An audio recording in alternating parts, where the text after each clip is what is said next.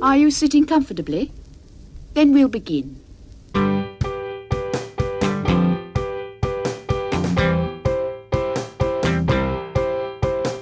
10 minutes left.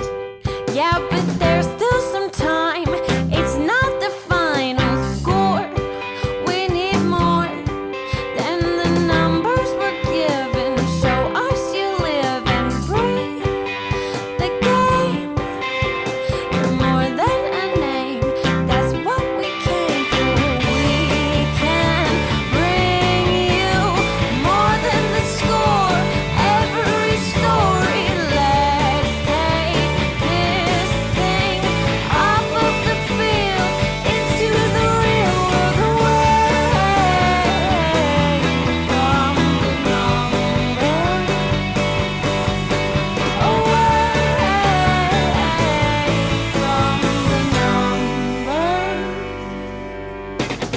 Ho, ho, ho, everybody, and welcome to another episode of There's Still Time, the AFTN Soccer Show, broadcasting on CITR Radio 101.9 FM from the unceded Musqueam territory at the University of beautiful British Columbia. I'm Michael McCall, And I'm Zachary Adam Eisenheimer. and we're back with another packed show of football chat. We'll be talking Whitecaps, we'll be talking Vancouver FC, we'll be talking the weird, wacky world of MLS and some stuff that's come out this week. Few other things thrown in as well. We've got an interview with Vancouver FC's star player that joined them mid-season. Well, one of the star players, Renan Garcia, the old man of the CPL. Yeah. I heard MLS got a bigger napkin this week. Yeah, I think they've kind of needed to bring in some kind of mathematics experts to kind of work out some of the stuff that's going on there. Well, Sorry, the bigger napkins in addition to a significant numpty move. yes, we're going to get into MLS chat in part two. We'll talk a little bit MLS in this part in Whitecaps as well. But before we get into any of the football chat, Zach, as always, we will start off by asking you, how was your week? Yeah, it was a good week. Very full at work, yet very, very meaningful. Yeah, feel blessed. I was going to ask you, Yeah. you must make a lot of money from your job because you go to the cinema a lot. And I was going to go and see Wonka on Friday. Yeah. And our nearest cinema, it's at Brentwood Mall. So it's a Cineplex VIP, Oh, yeah. which I think, from looking at it, stands for very inflated prices. Because it was $26 a ticket for Caitlin my. and me if we wanted to go and see Wonka. Have you been in those VIP theaters? I think it might have been a VIP theatre that I went to see Nick's Goal Wins at. Oh, right. Because this one has a reclining seat, and the one I was at to see Nick's Goal Wins had a reclining seat. But obviously, that was a free ticket, so I didn't have to pay for that. It's not the reclining seat. It's the space that you have. Well, it says full reclining seat, so I don't know. I No, guess okay. you want a full reclining one if you're in the back row, but Maybe maybe they have different type of VIP. The VIP out in maybe. Abbotsford is like, it's very luxurious seating, very big spacing, and they come in pairs. So if you're like on a date or whatever, you can almost like I think you can move the thing down so you can cuddle up, but like not in the normal theater, like it's bigger. Anyways, it's more comfortable. Plus there's like in theater pre-film waiter service for the food and beverages and stuff, and there's alcohol in the VIP. this has this as well. Also, this one's a 19 plus, which appeals. Yeah, well, so I mean the that VIP does are appeal. Yeah, But I don't go to the. I mean, when I go to the movies, Michael, typically it's on a Tuesday. Yeah, So it's cheaper.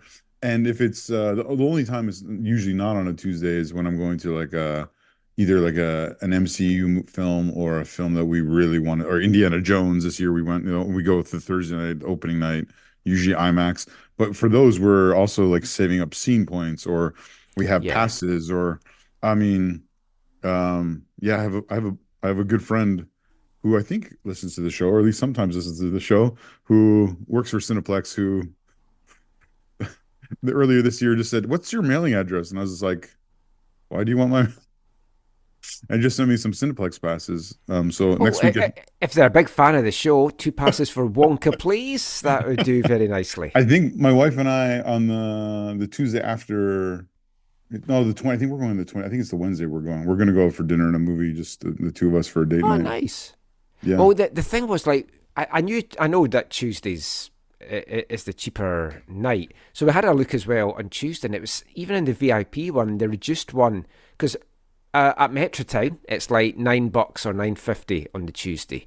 Still $16 at this VIP cinema for the reduced Tuesday one. Yeah. See, I usually go Tuesday and I pay between, I don't know, $7.50 and $9 or something in the summer when I'm free on Tuesdays. I mean, This summer I waited. might be busy on Tuesdays. I don't know. I've waited this long, so I can wait till it comes on streaming, or I'll probably just buy the DVD. Oh, I 'Cause just I saw still like to buy my physical media. Barbie has just come on Crave, so I gotta watch Oh that. yeah, I've got it on the PVR. Yeah, have you watched it yet? You No, haven't not watched it? yet. No. Yeah, we're gonna watch that. Yeah, we can talk about it when the Yeah, show's then after we've watched it. Yeah, totally. I'm I'm sure people want to know what we think about Barbie. Oh, definitely, yes. I don't know if you saw Billie Eilish sang one of the songs from Barbie on Saturday Night Live this weekend. Oh, I've never watched Saturday Night Live for years, really? but yeah. Oh, Yeah, I still interesting. watch it from time to time.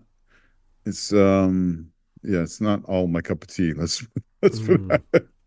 Well, my humor is a bit more abrasive. Oh, yeah, there you go. I just appreciate the PVR so you can fast forward whatever you don't want. Yeah, I.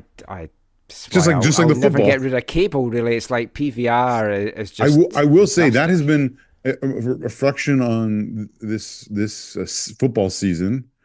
I was all excited that Sportsnet no longer had the rights to the Bundesliga Mm. because the cost of watching it on there.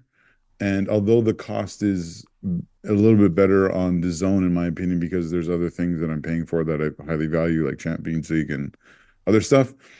Um, I don't actually like it as much on the zone.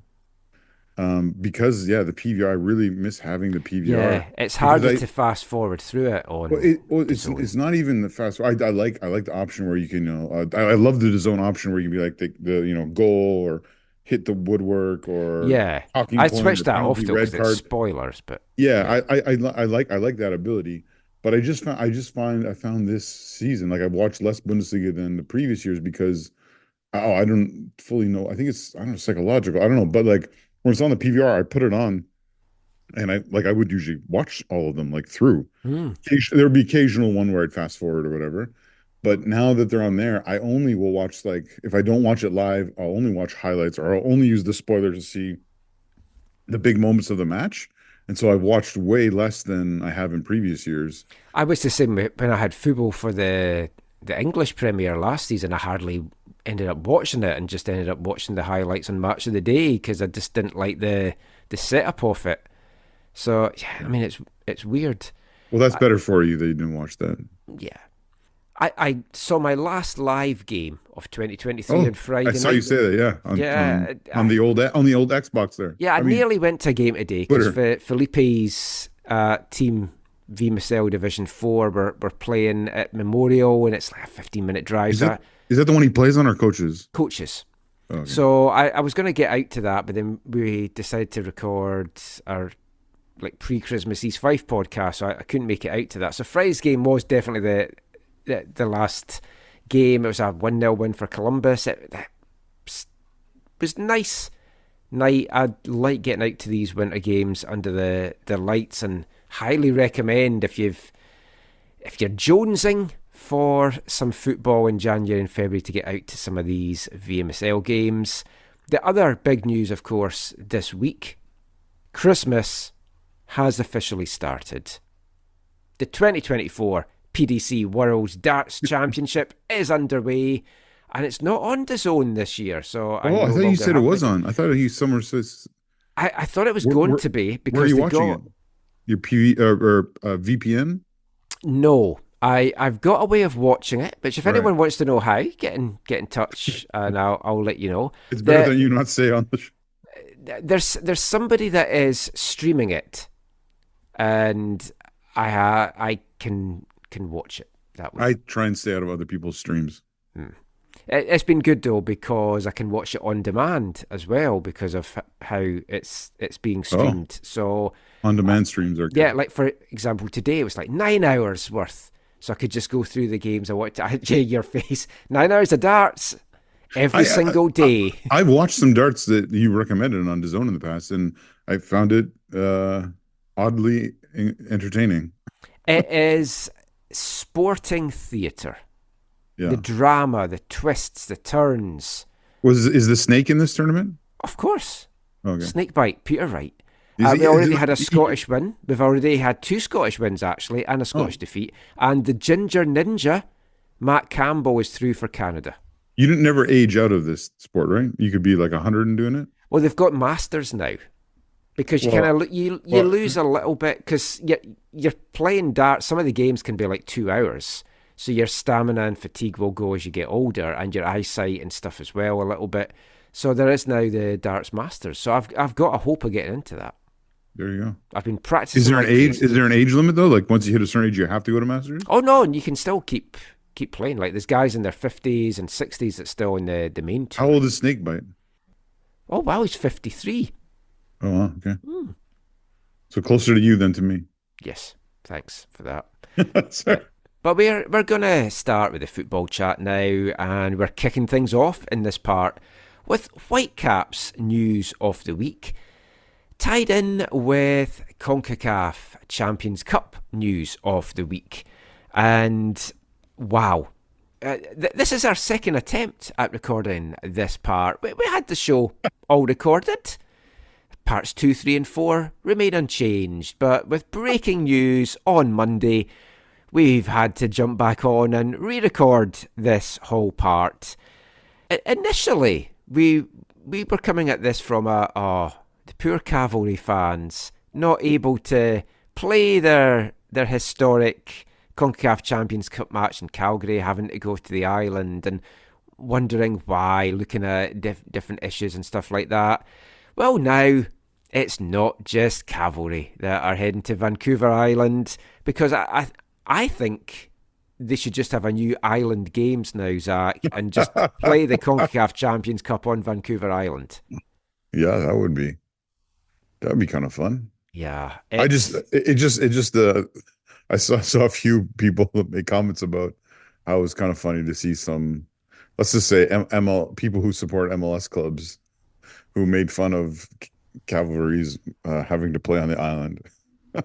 yes. Now having to kind of eat a little bit of egg for some of the comments they made. Which it's just kind of funny.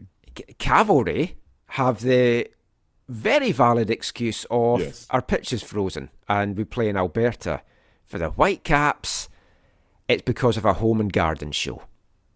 Yeah, which for all the things you could say about the Whitecaps and BC Place and their ownership, you can't say that their ownership hasn't tried to have their own stadium.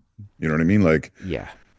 with Cavalry and being new and some of the other issues I think we'll talk about, there is this like, okay, but if you invested in more in having your own stadium, you would have you would have less issues, or if you prepared a stadium that would be ready for these types of opportunities, you wouldn't have these issues. The Whitecaps, that's not it. You can't critique for the Whitecaps for that. Greg Kerfoot, from the outset of the journey into MLS, tried to have his own stadium in Vancouver, in downtown Vancouver. Yeah.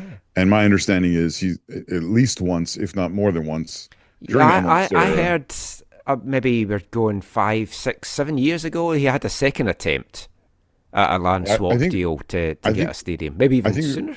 Yeah, there was one that was, I More think, recent. not even that long ago.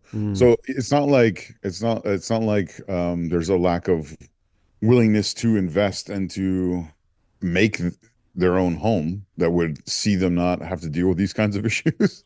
Yes. But it is I can imagine on some level it's frustrating for Whitecaps fans that this is happening.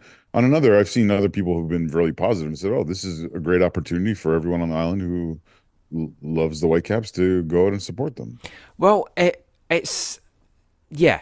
I'll get into that in a sec. Let's just get into the ins and outs Yeah. first. So last week, the draw was made, 2024 CONCACAF Champions Cup, and the fate of the 3 Canadian teams was known. It's a very tough draw all around for the 3 Canadian teams. The Whitecaps taking on Mexican giants Tigres. Mm-hmm. Forge taking on Mexican giants, the OG Goats. And Cavalry taking on Floridian giants, Orlando City. Yeah. Yes. They're Orlando City Thieves. Yes. Which we we won't get into that whole conversation, but we had such a good chat in the original recording about that. But before this game, we do, I think, need to at least on some level, to some degree, have that conversation about the history of Orlando City Soccer Club. I think there'll be a lot of Cavalry fans, CPL fans, that might not know that history. As to what they're playing, and it's good for them to know, to if they're making the trip, get some tifo done or whatever. But from the Whitecaps side, it was the 4th time in the tournament, the 2nd time that they will meet Tigres in the tournament, with conjuring up memories of that exciting semi-final back in 2017. Breck Shea giving the Whitecaps hope in that second leg, and then it just getting away from them. It was after he bottled in the first leg, wasn't it? Yeah. Yes. He had that chance, and then Kendall's defending in the first leg kind of let them down a little bit as well. But it was a great night. It was a great occasion. We fell short, and Tigres, they're ranked 3rd in the CONCACAF rankings, so they are a powerhouse in the region. Whitecaps going into the competition ranked 11th in the region, just missing out on the seeded top 10 spots, and that kind of proves to be a little bit important into how things have subsequently played out and been announced today, because I've spoken about the Caps about how all this has played out, and they've kind of filled me in a little bit of background info, which is important to get across to everyone. So we'll get to that in a sec. How does that ranking work? Because obviously they're coming in as the Canadian holders, so that must help. But does their MLS league position play into that? It seems to be like how they've done in CONCACAF competitions. So you're gonna be looking at previous experience in the Champions League, and obviously they fell to LAFC. You would hope.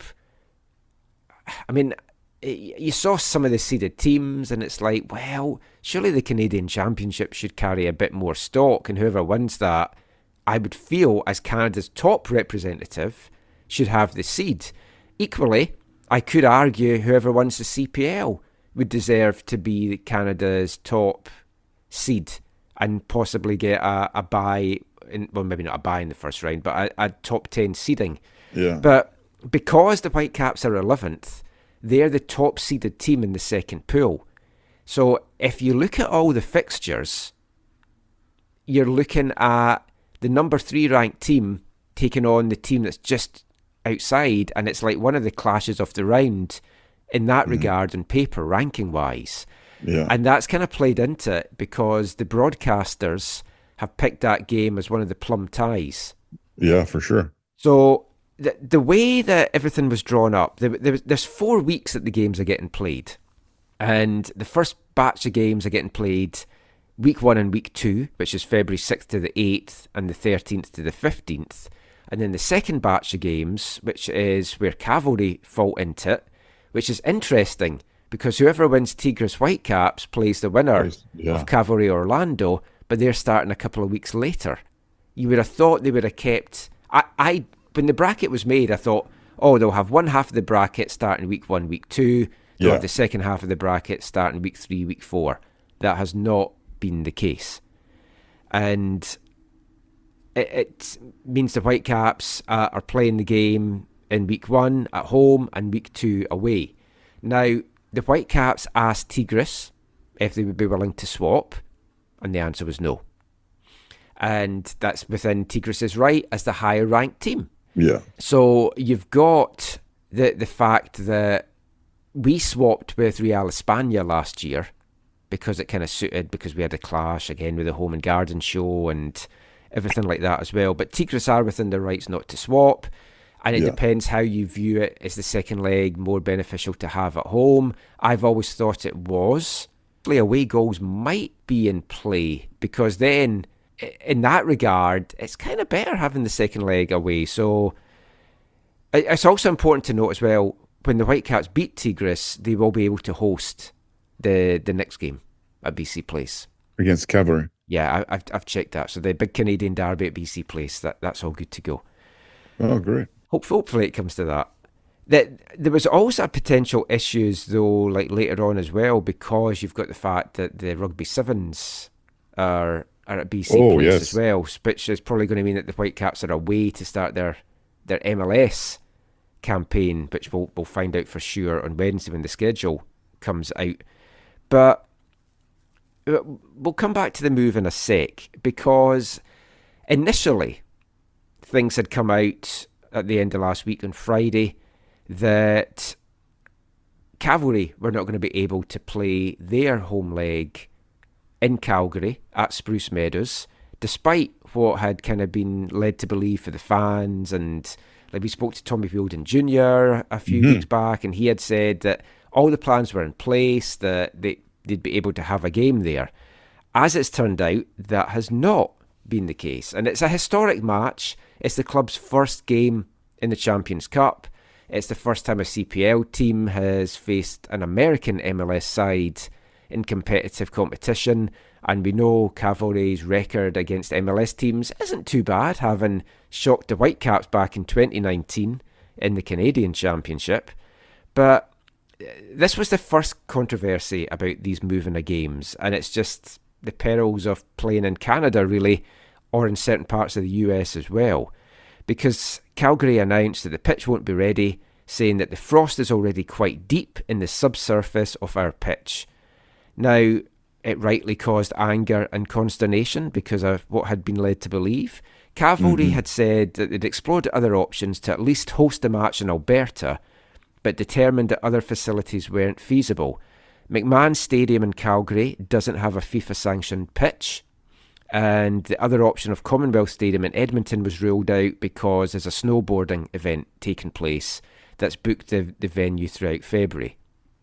So AFTN writer Scott Strasser had spoke with Cavalry commercial director Mason Trafford for his YYC soccer podcast, and then transcribed that in an article for us on AFTN. So check that out, aftn.ca.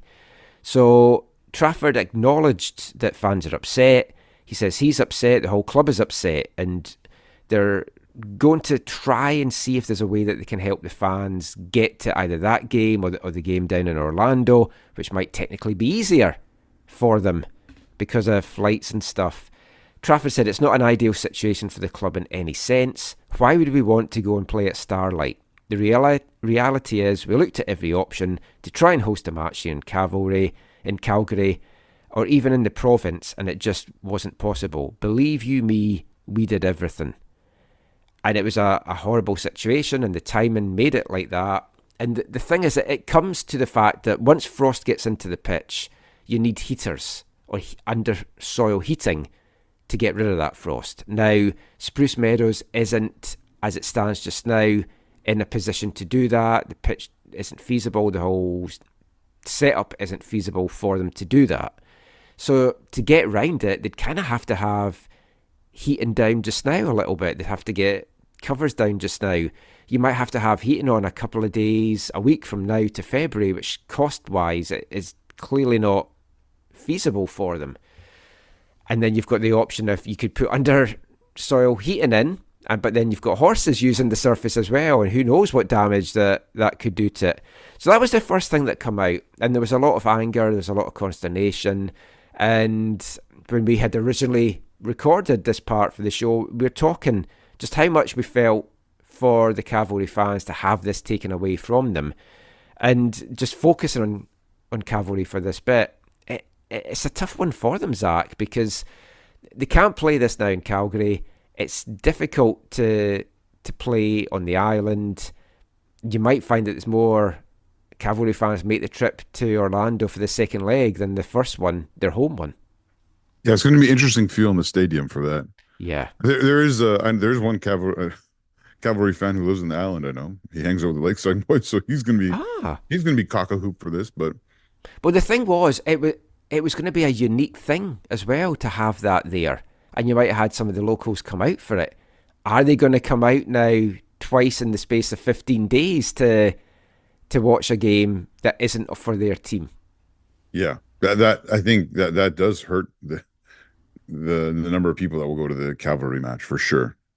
Unfortunately, the other thing is the stadium, Michael. We didn't talk about this. The stadium is so welcoming for Orlando because it's a purple stadium. Yes. I hadn't actually thought about that till now, but yeah, they're going to be like, hey, we're home. Yeah. It's like there's not many teams playing purple. Even their Canadian flag is done in purple for. Wow. I had not thought of that until now. That is tremendous. It's like a real home away from home. I wonder if they'll have traveling support for that. That'll be interesting. It's such a unique thing for them. You've got to think there's going to be some folk that's like, oh, I've never been to Vancouver Island. That'll be a nice little trip for us. Maybe. Yeah, I mean, they live in Florida. Oh. Why would they why would they not want to leave sunny Florida to go to cold Vancouver Island that could have snow at that time? That would be the hilarious thing, is if it now snows. Oh, and they have issues with the pitch because of the snow. Oh, yeah. Because February is a snowy time sometimes on the island. That would be very awkward. I think it's a little bit of a higher elevation as well in Langford, but I'm not 100% sure about that. Starlight Langford were welcoming to Calgary, and everyone felt bad because of that happened. Now on Monday, as we're recording this, it's happened to the Whitecaps as well. And the statement that the Whitecaps issued in their press release had said that basically Starlight Stadium, the facilities, and the mayor of Langford have been very welcoming. They're looking at this as a great opportunity to showcase the city, to showcase the stadium, which is a fantastic stadium. And hopefully they can pack the fans in. And as you alluded to at the start there, though, Zach, as well, it's also a great opportunity to, I don't like using this, the B word, but to expand the Whitecaps brand on the island and give island-based Whitecaps fans the chance to see a game. And considering we've spoken so much about the fact that they've been shafted this year with the 7:30 Apple TV kickoff, which we're going to be talking about a little bit in the next part again as well, this is a great little reward for the fans on the island. Yeah, no, for real.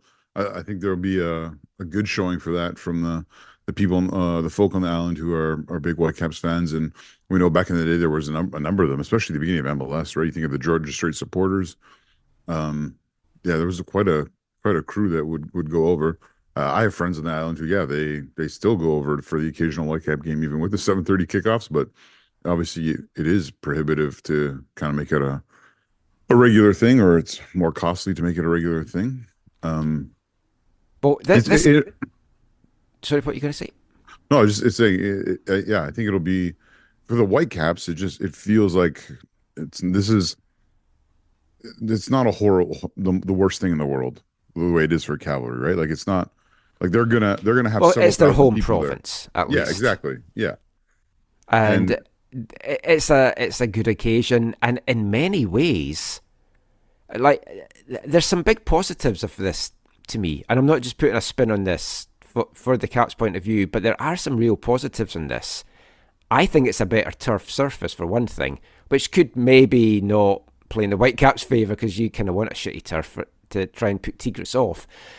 But they seem to handle it quite well in the Leagues Cup game, that 1-1, which is a precursor, and I know it's a different kind of tournament, and obviously the MLS clubs were in full season mode, and it was a kind of a break for the Mexican team. So I don't know how much you can read into that, but the Whitecaps at least went toe-to-toe.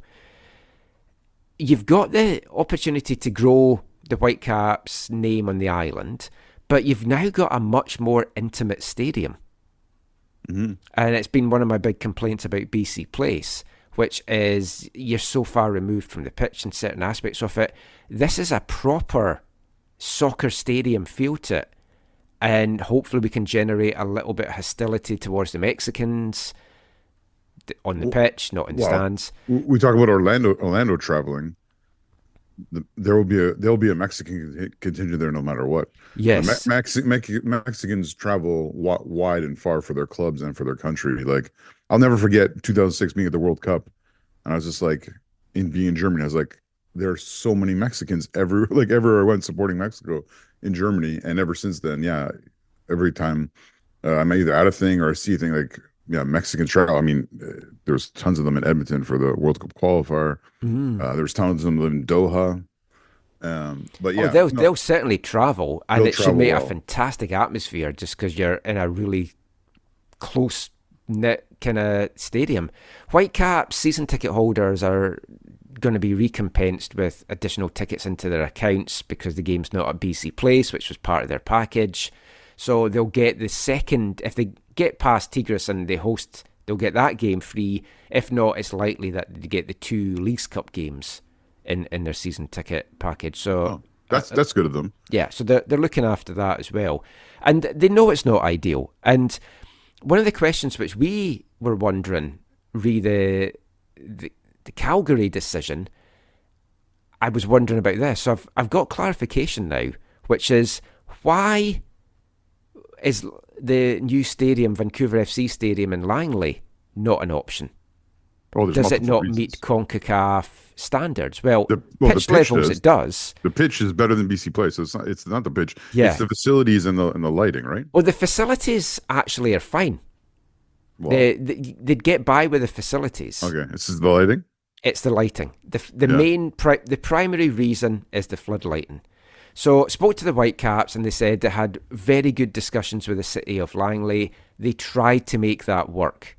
They tried to get it to be out at Willoughby. It would have been their preferred option. Well, Swangard would have been the preferred option. What's wrong with Swangard? Well, they spoke to the city of Burnaby as well, so they still haven't fully finished the renovations there. Oh, okay. The track and everything is down, but there's still some other facilities that's not Yeah. right. I take the dog to Central Park every now and again, so I've been watching it go. The pitch right now at Swangard is an absolute mess. You could not guarantee that would be in a good state for February. So if the Whitecaps were talking about to the township of Langley, that means they got approval for Vancouver FC to have a match there. Yeah. Because you can't have a match there without a football match without Vancouver Well, FC's. no, that was just this No? year. They That's just just had 20 that. They just had a 2023 say over the stadium. Are you sure?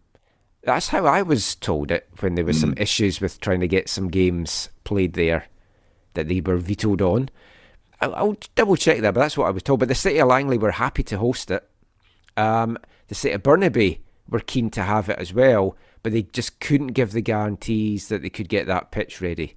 Well, hopefully hopefully for Willoughby that we see improvements to the lighting in going forward. Well, Because that's the thing. we 'cause talked about it. We've talked about the stadium needs improved. Now it's like, I mean, we're going to talk in part 3 about the budget seems to be allocating for a new electronic Yeah. scoreboard. Fuck that. Get Yeah. your lights fixed. Because I've been to a couple of the night games there, and obviously you've been Yeah. to a few. The lighting is absolutely shocking.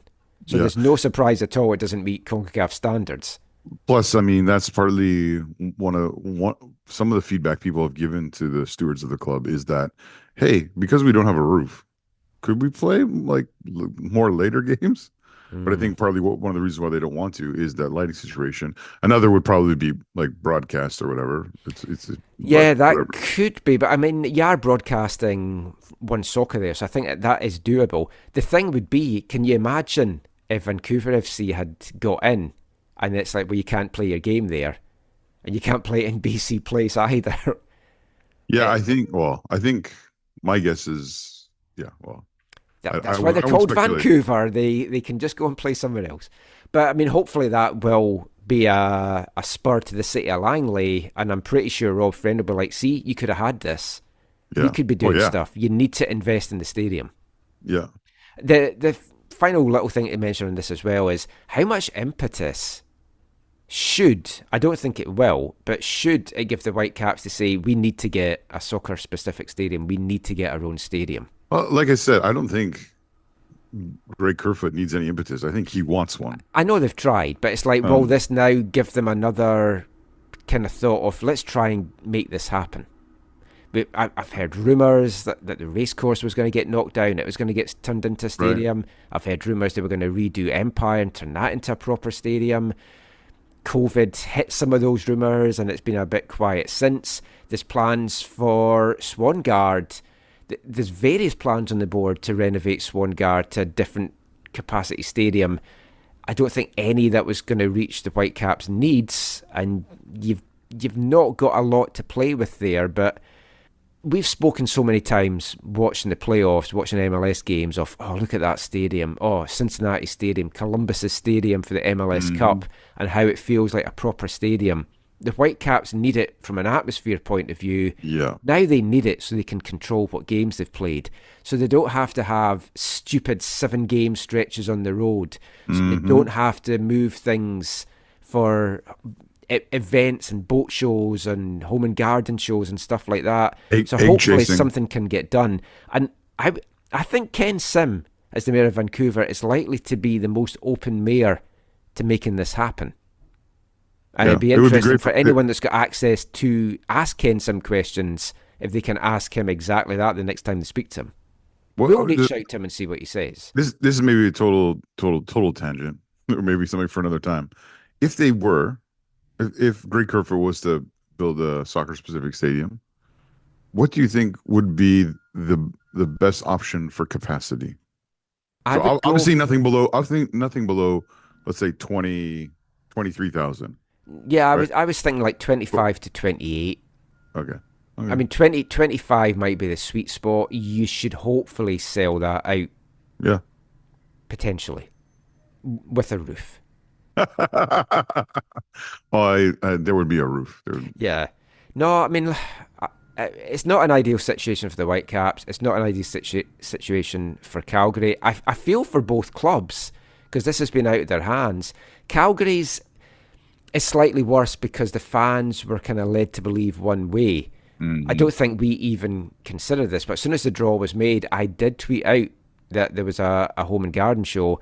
I just took it that because we were in the side of the draw with the MLS Cup champs, that we would be, that that whole bracket would be played in weeks 3 and 4.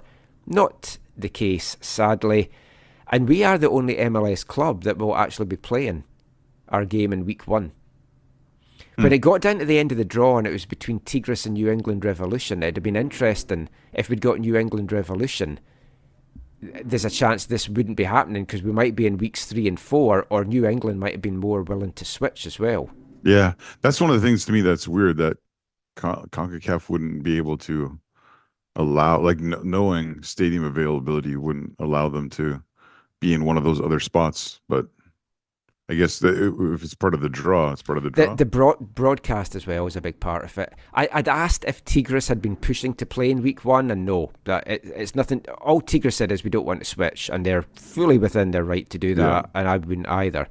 Well, but they didn't say, oh, we want to play this week, we want to do that. It's just how the broadcasters, they want the big teams, and it's the big Mexican teams. Obviously, the Whitecaps don't factor into what CONCACAF broadcasters feel is a big team, but they want the big teams spread across the 4 weeks. Yeah. And that's basically how it's happened. So it's not ideal for anyone really, but hey, I'm looking forward to it. We'll head over, we'll have a good little trip. I'll take Caitlin and Annie, and hopefully they can maybe use the stadium to their advantage.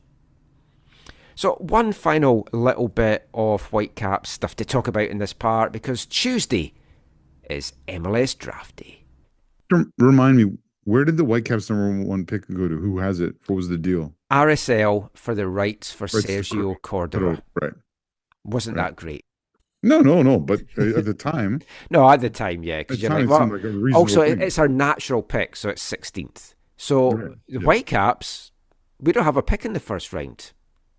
But we do pick 16th in the second and the third, because it's a 3-round draft. Now, I would not be surprised, because Axel and Vanny and some basketball player were down watching the combine. Right. I wouldn't be surprised. Some basketball player. I believe he's a coach now, Michael. He's a basketball coach. Okay. Don't really follow that much. But actually, I think he's an unemployed coach. More time to go and watch the Whitecaps then. He's just think about him like milk, Mr. 2%. I don't get that, but he owns 2% of the Whitecaps. Oh, okay. I was like, I buy 0% milk. I'm very confused with this. But anyway, because they went down there, and when we said to Vanny in the show last week, do you think you'll be busy over the next 2 weeks? And they said, I think we might be. And they weren't last week. Then I think there's going to be somebody that they want that they're going to make a play for. Now, interestingly, there's 2 Whitecaps Academy alumni and 2 League One BC champions that are in the draft.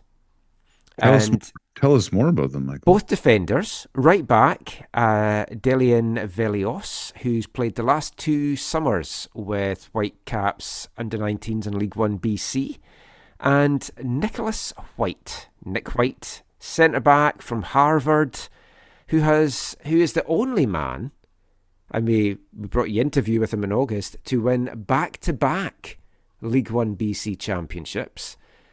2022 with TSS Rovers, 2023 with the Whitecaps. Now, the Whitecaps have lost their homegrown rights over both of them because Velios hadn't come back to do the necessary training, and I'm taking it Nick White's year with TSS broke that for them as well, which is why they're going in the draft. Alternatively, it could just be the Whitecaps have given their permission, say, we're not interested in signing you, so you can go in the draft. I would hope it's not that, because I think Nick White is a very good prospect in particular. I would be surprised if it was that. I mean, if it's the former and it's just that it's lapsed, I also then wouldn't be surprised if the Whitecaps use one of their draft picks to take Nick White. But like right now, and we'll talk about VFC in part 3, I had Nick White possibly pegged to go to Vancouver FC and join up with his brother there. Obviously, he's like Whitecaps through and through and loves playing for the club, so Whitecaps 2 is also an option as well. But yeah, we'll see what happens. It might not be the most exciting draft ever, but I think there could be something. The picks would obviously bolster WFC 2, because right now they've only got 8 players signed to it. A number of them have been told you can go find other clubs. If you can't, you're welcome to come back and train with the team. Which is not abnormal, right? Because they'll have presumably some players coming through from underneath. Yeah, hopefully as well. And they've brought some international players in, and we'll talk about that all in a future show. But it's been an interesting week for MLS Next Pro teams like Whitecaps 2, but not, in this case, Whitecaps 2, but the American MLS Next Pro teams. And we'll be back with all of that after we play song number 9 in AFTN's 2023 Festive 15. Hi, I'm Ryan Gold, and you're listening to the AFTN Soccer Show.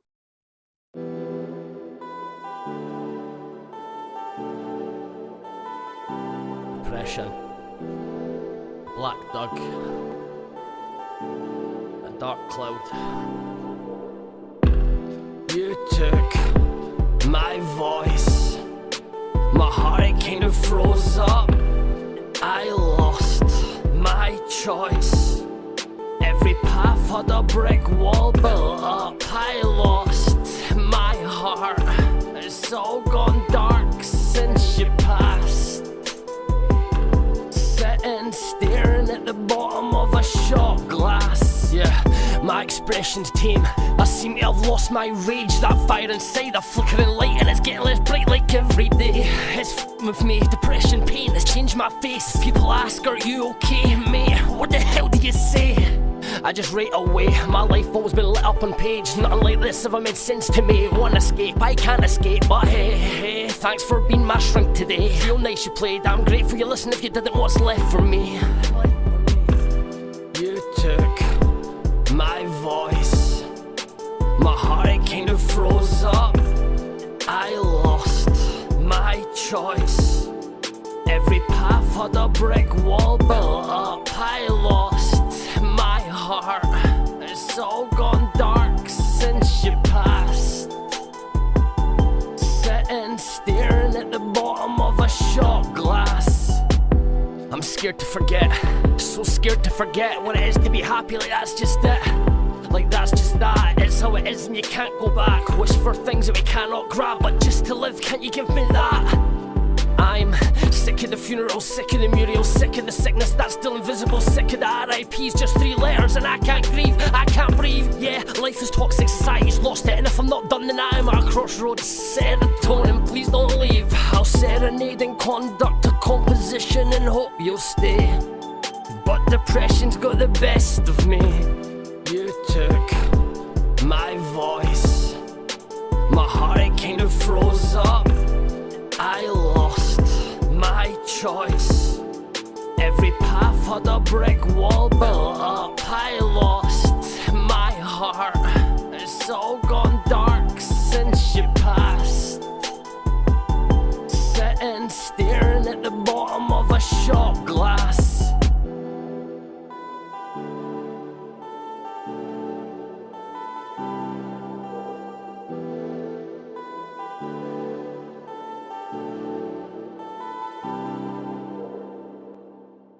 Welcome back to the AFTN Soccer Show on CITR Radio 101.9 FM. And kicking off this part, it's song number 9 in AFTN's 2023 Festive 15 from Edinburgh, Scotland, Word, SOS. The second track on his album But Doctor, I Am Pagliacci. That is Me, Myself and Depression. Song from the heart. Really tough listen at times, and that is where it's just talking about the death of a loved one and the depression that came with it for him. Makes number 9 in our Festive 15. For anyone that's new to the show, not sure about our Festive 15 or the criteria for it as well, I pick 15 of what I feel are my favourite stroke best tracks of the year. And it could be ones that's just really stuck in my head for a lot of the year, or just was blown away with it when I first heard it, stuff like that. When I first listened to Ware's new album, that one and an old one that's on it, On the Rocks, which we've played in the show before, but that, although it was released on an album this year, was originally out in 2015 or 16. But this was the other song that just, as soon as I heard it, I was like, wow, that's just such raw lyrics there from Word, and yeah, that's why it's made our top 10. We've got another 2 to come in the show. What will be number 8 and number 7? But for this part, we're going to continue the MLS chat with the other MLS news of the week. It's not been a great week for the league in so many different ways, Zach. I thought you were going to make this whole show just I could have just gone on a huge 3-hour rant about the US Open Cup decision, which we'll come to in a sec. First of all, I want to quote the tweet that I reposted from World Soccer Talk. Oh, yeah. Who said, "What a month for MLS. MLS drop out of the US Open Cup.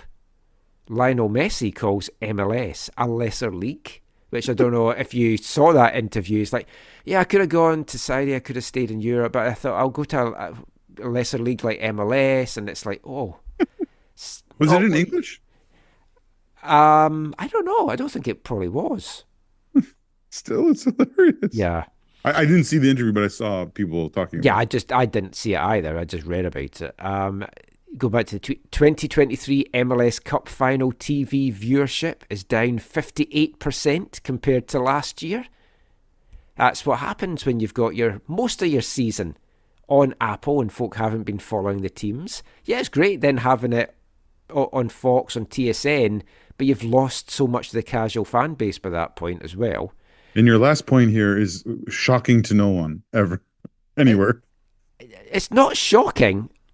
I missed him saying this. I don't know if he said it in the State of the League or where he said this, but Don Garber revealed that he hated soccer when he was asked to become the commissioner. But yeah, yes. I'm sure folk that's seen certain decisions will not be shocked by that revelation. But he loves it now. He's grown to love it. Well, when they're paying him $5 million plus a year, no, you would love it too. Yeah, if anyone wants to pay me that, I'm happy. Yeah. As I've said, if the Saudi Investment Fund want to sponsor the podcast, more than happy to to have your little ads on the show, just get in touch. AFTN Canada on Twitter, aftncanada@hotmail.com. Your little ads on the show. We'll even interview Cristiano Ronaldo. I'll even get his name right if we speak to him as well. I think. Well, will that hard join us for the question? I dread to think what Har would be asking him. That would be one and done. You know what she'd be asking. I know what Har would be asking him. Quite right too. Yeah. Squirm. You know this. Kirk and I were on DAZN this again because of the fullness of the weekend. Only game I fully watched was the Bayern game, which was quite a joy actually. But Alfonso played well too. So we're going through Real Madrid contract.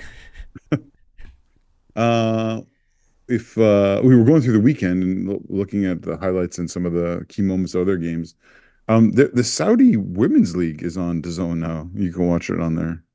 Oh wow! Yeah, I'll add into that tweet from World Soccer Talk. It also appears that at least a couple, we don't know exactly how many, of the MLS commentators on Apple TV have been let go. Austin Healy being one of them, who I've a lot of time for. I think he's an excellent commentator. Or the rumour is they've been asked to take a pay cut if they do stay. Is that Austin? Is that 25 years? Yeah, 25. Doing the league, being one of the voices of the league. Yeah, and he's very good. Yeah, that's pretty appalling. Yeah, and it makes you wonder what their plan is. Are they just going to centralise stuff, like having the likes of Blake Price and Paul Dolan, for example, at BC Place? Do they want to pay for them to go to BC Place, or just have someone call it from a booth in Florida and Texas, wherever? Like they do with MLS they could pay you. Pro. They could pay you to call it from BC Place. I would do it very cheap. It'd be much cheaper, I'm sure. Free Apple TV, as many apples as I could eat. I think that's part of the deal. So how many bushels would that be? I would add three bushels a game, then I can just stand outside and sell them. Oh, wow. Yeah, sell them afterwards. It's like 100 bushels, over 100 bushels for the season. The AFTN Apple podcast. Got a nice ring to it. The A for AFTN stands for Apple from the numbers. Apple from the numbers. Apple Football Television Network. Yeah, let's go with that. Which I think is just Apple TV, maybe. Yeah. This is how our shows end up at 3 hours. We do our weird brainstorming nonsense during the show. Yeah. I mean, that list is crazy. Yeah. Absolutely crazy. I know we'll get to the U.S. Open Cup in a moment, so I won't talk about that. Messi shouldn't be surprising. Obviously, you think they would have coached him. They probably did coach him on how to speak. Messi can basically say whatever the fuck he wants. No, I know. But it if you're Messi, you also have to realize that in saying something like that, you have the potential to devalue the league, which devalues some of the benefits they've given you with whatever the Apple rights and the whatever is in his contract, right? So we'll find out on Wednesday as well if he's coming to Vancouver when the schedule comes out. Yeah, there you go. My bold prediction, incidentally, Messi and Miami will come and play here in May. Also, like I mentioned, Saudi League and Ronaldo, and he'll be going over to play into Miami. He's got a tournament at Saudi Arabia in February. There you go. That's right. I will say it is good to see a number in terms of the viewership for MLS Cup being down on TV, because I not that I didn't believe you and how you've been going on about this since the Apple TV deal was announced, but this really shows how significant the drop is. And I think you it's not like this was, Colorado versus Columbus, right? Like this was LAFC versus a very good Columbus side who so you've got one of the biggest TV markets in the country. Yeah. That they must be really, really, really concerned about that. Yeah.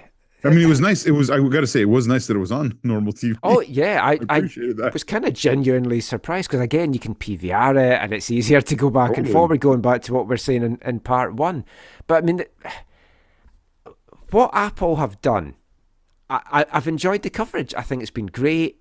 I like the 360 show, but I know a lot of folk don't.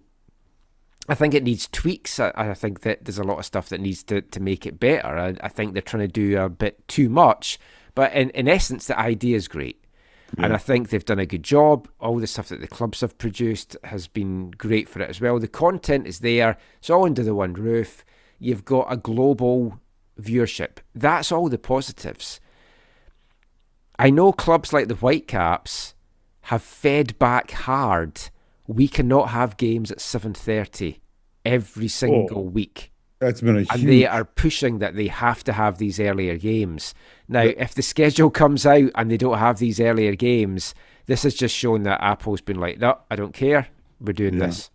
And to be fair, the Whitecaps are not the only club that's done that. I know that there's been other... Yeah, there's several clubs that are pushing for this. They just said, look, we're losing our young families... their ability to come to a game at 7:30 is... Well, it's young families, and here, folk from the interior, folk from the island. Like, even... I know I joke about, like, Abbotsford being in the interior stuff, but, like, going from Abbotsford for a 7:30 game, especially a midweek game, the time you're then getting back, with traffic, getting out the stadium, it's... If it's not a very exciting game, you're going to be like, I'm just going to stay home and watch this. Or worse... I'm just not going to bother watching it. And that's where things fall down. And I hope they listen. The stuff with the commentary team, that's concerning. I hate to see it, because the quality of the commentators has been very mixed. There's some excellent ones, and there's some really bad ones. And it's the same with the in-studio panel stuff. Now, my worry is... they're going to get rid of the most expensive ones, which are going to be the best ones. Well, that's the problem. Is that this sounds like, and this is just me guesstimating on this, but it sounds like simple economics to them, right? Simple capitalistic economics, right? You have Apple TV, which has, although I think Messi helped, has not made or not brought in the viewership that you would like or what you expect, or has not generated the revenue that you would want from it. So you need to cut costs in the broadcasting or whatever. So it's like you don't even look at who the people are. You cut the biggest expenditures, right? So Mr. Healy, he's got to be near the top of that list if he's been there for 25 years. Yeah, it's like... We'll cut him, or he's got to take a pay cut. But a number of these commentators have left good jobs as well to go and do this deal. Yeah. It does make the most economic sense to cut that. It's like news broadcasts here over the years. There's been some of the really long-time news reporters that's been let go, and they get replaced by younger ones, and then more younger ones, and sometimes the quality dips as a result. Yeah. And to me, it's backwards, because you want your broadcast to be as quality as possible. So you want the best people as possible. So you should judge that on more than just maybe the numbers, the economics. There should be some kind of, if you're like, hey, we got to make changes here. Well, you should go through the people, like you said, who is good at this, who is not good at this. Mm-hmm. Sure, you can use some metrics that are, ratings and whatever as a part of that.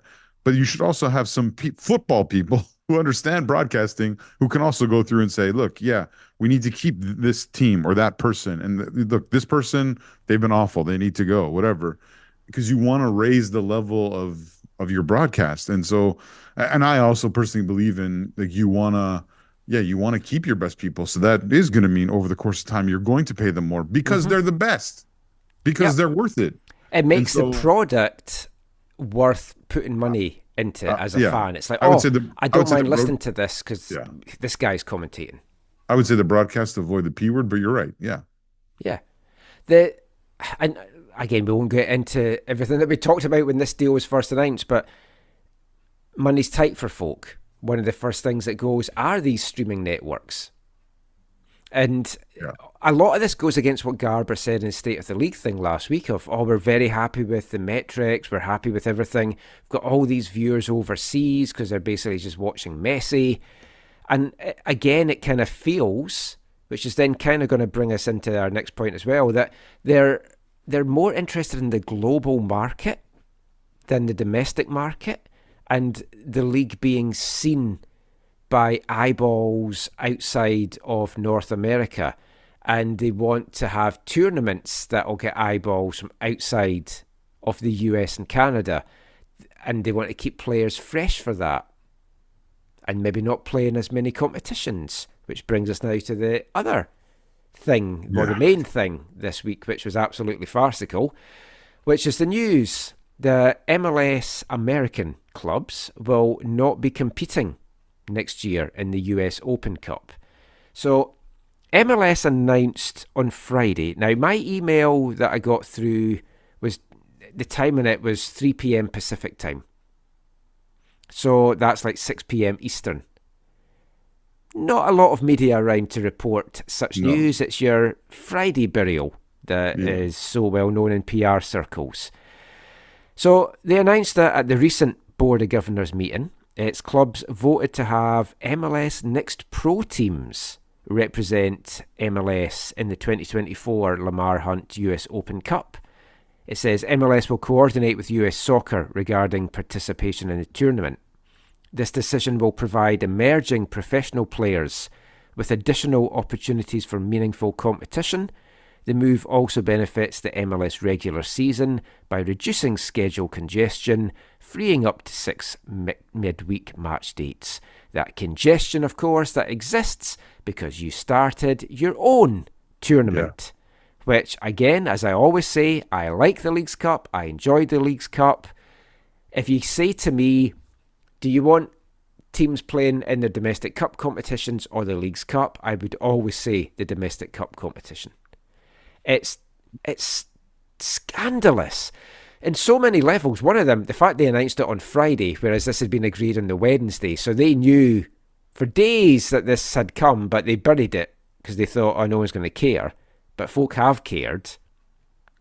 And, I mean, it's farcical as well because the press release says that they remain committed to working with US Soccer to evolve and elevate the Open Cup for everyone involved in the years ahead. It's just bullshit.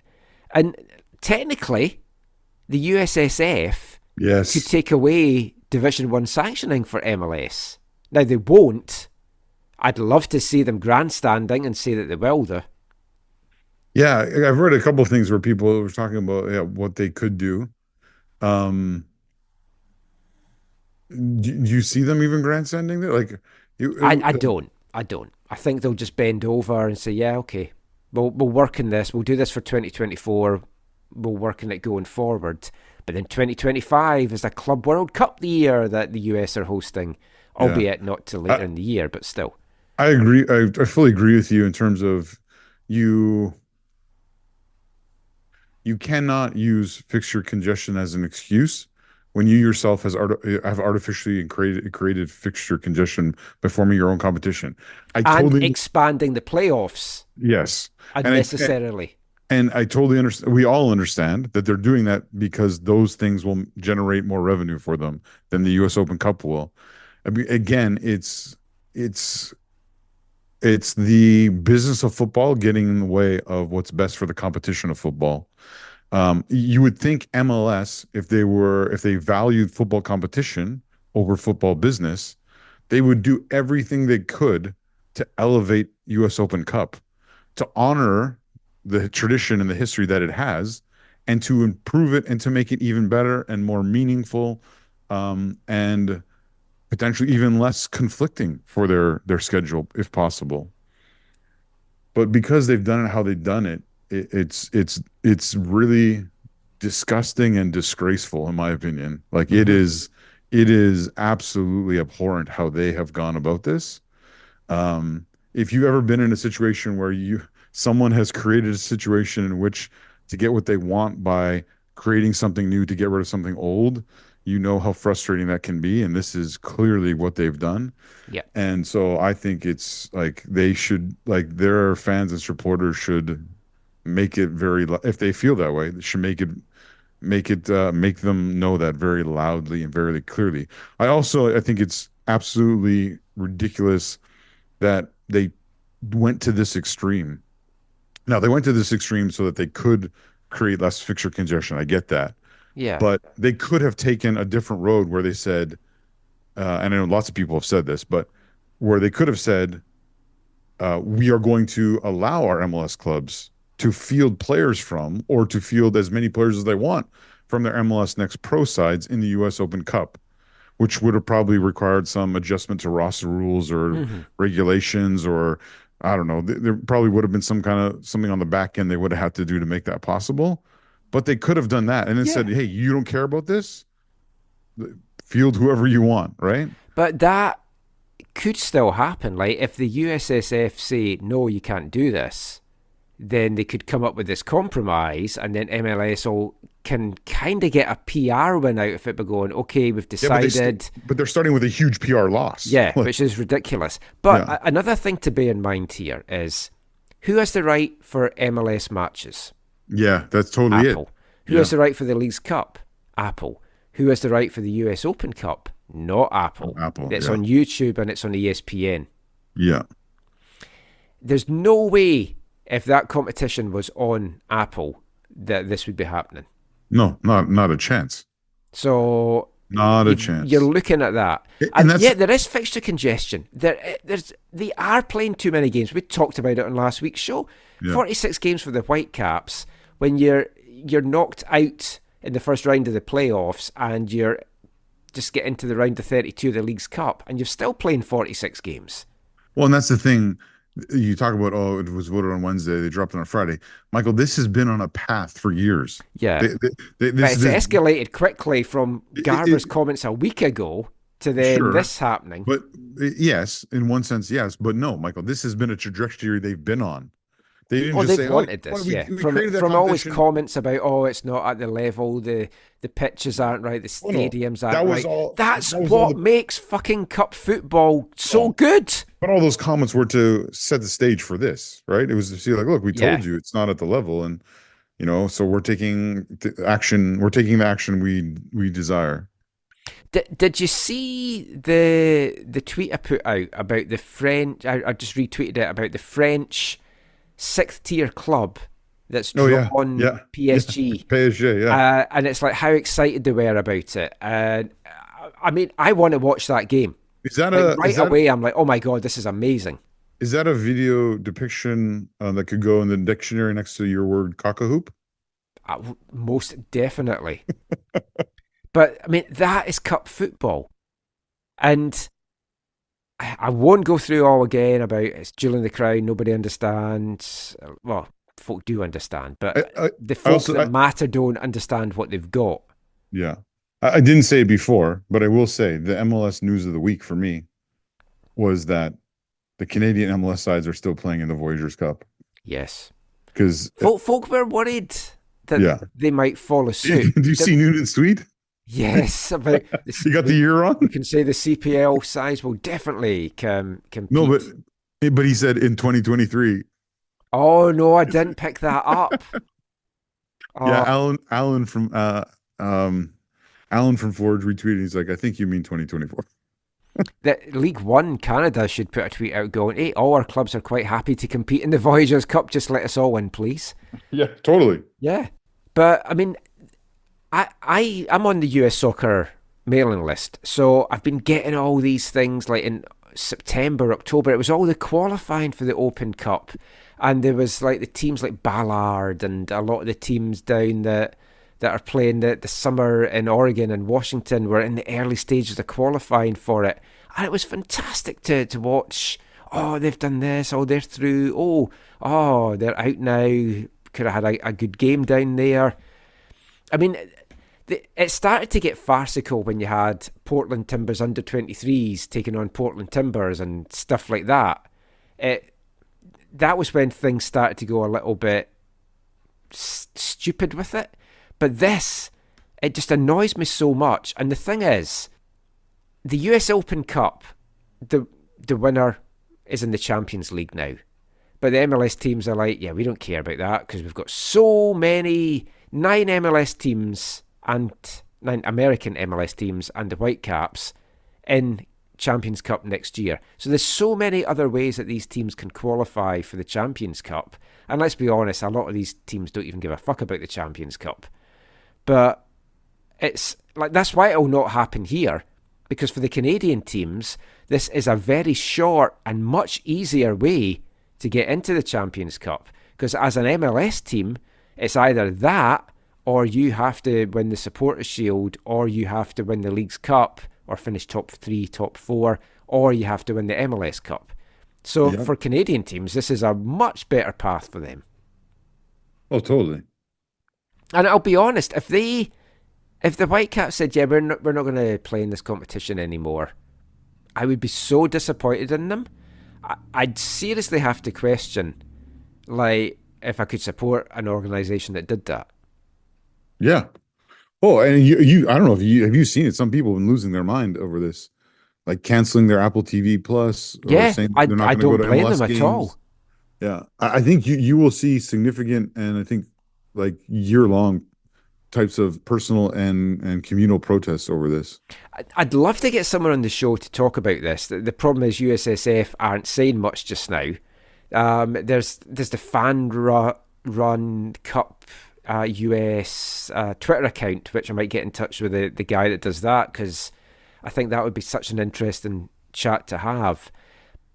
It could still be a lot of moving parts, but it was just so infuriating. I also wonder, as a I guess a form of protest, if you will, is how many of the MLS clubs with the proximity and the ability will go out of their way, the supporters will go out of their way to make those US Open Cup matches like the match of the year.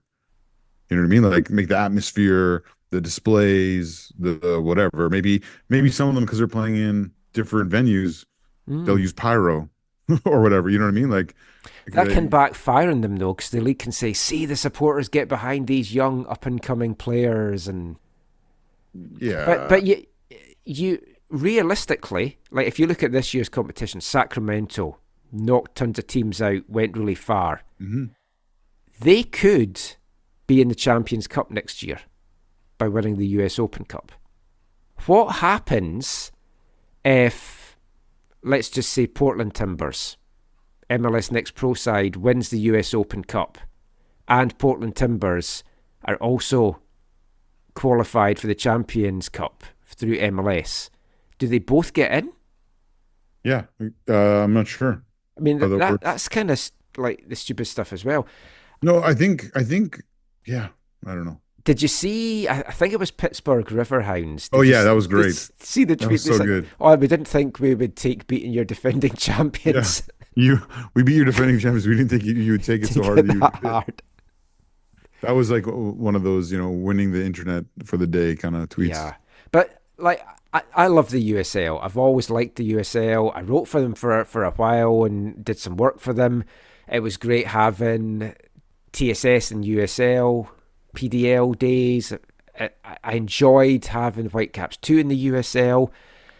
They've got not Pro Rel yet. It could still come. Mm-hmm. They try things in there. There's like League One is going to be having its own kind of internal cup competition and stuff like that, and they're trying different things. So it just makes you want them to succeed so much, so that there is an alternative for American football fans. Yeah, and that was part of the other talk was I saw on social media, people saying, yeah, just forget MLS, go support your local USL side. Yeah. I mean, isn't Detroit City FC is now in USL, and this year they're being coached by Danny Dicchio, which is going to be he's just really been appointed. Yeah. Tampa Bay's got the guy that used to be the Hearts manager, the Gordon Forrest was his assistant. So, yeah. So it's like there's a lot of names coming over to it. Let's go on a real tangent. Did you see Jamie, his son, got called up to like the I think youth levels for Scotland. Was it Oh U15? no, Oh yeah. We were always told when he was here, he was Oh a man, top talent. he was a baller. Yeah, and he continues to kick on. Yeah, he's doing great things. Put one of these fights He'll right there. represent you, Michael, one day, and you'll be like, I saw him kick a ball as a kid at BC Place after.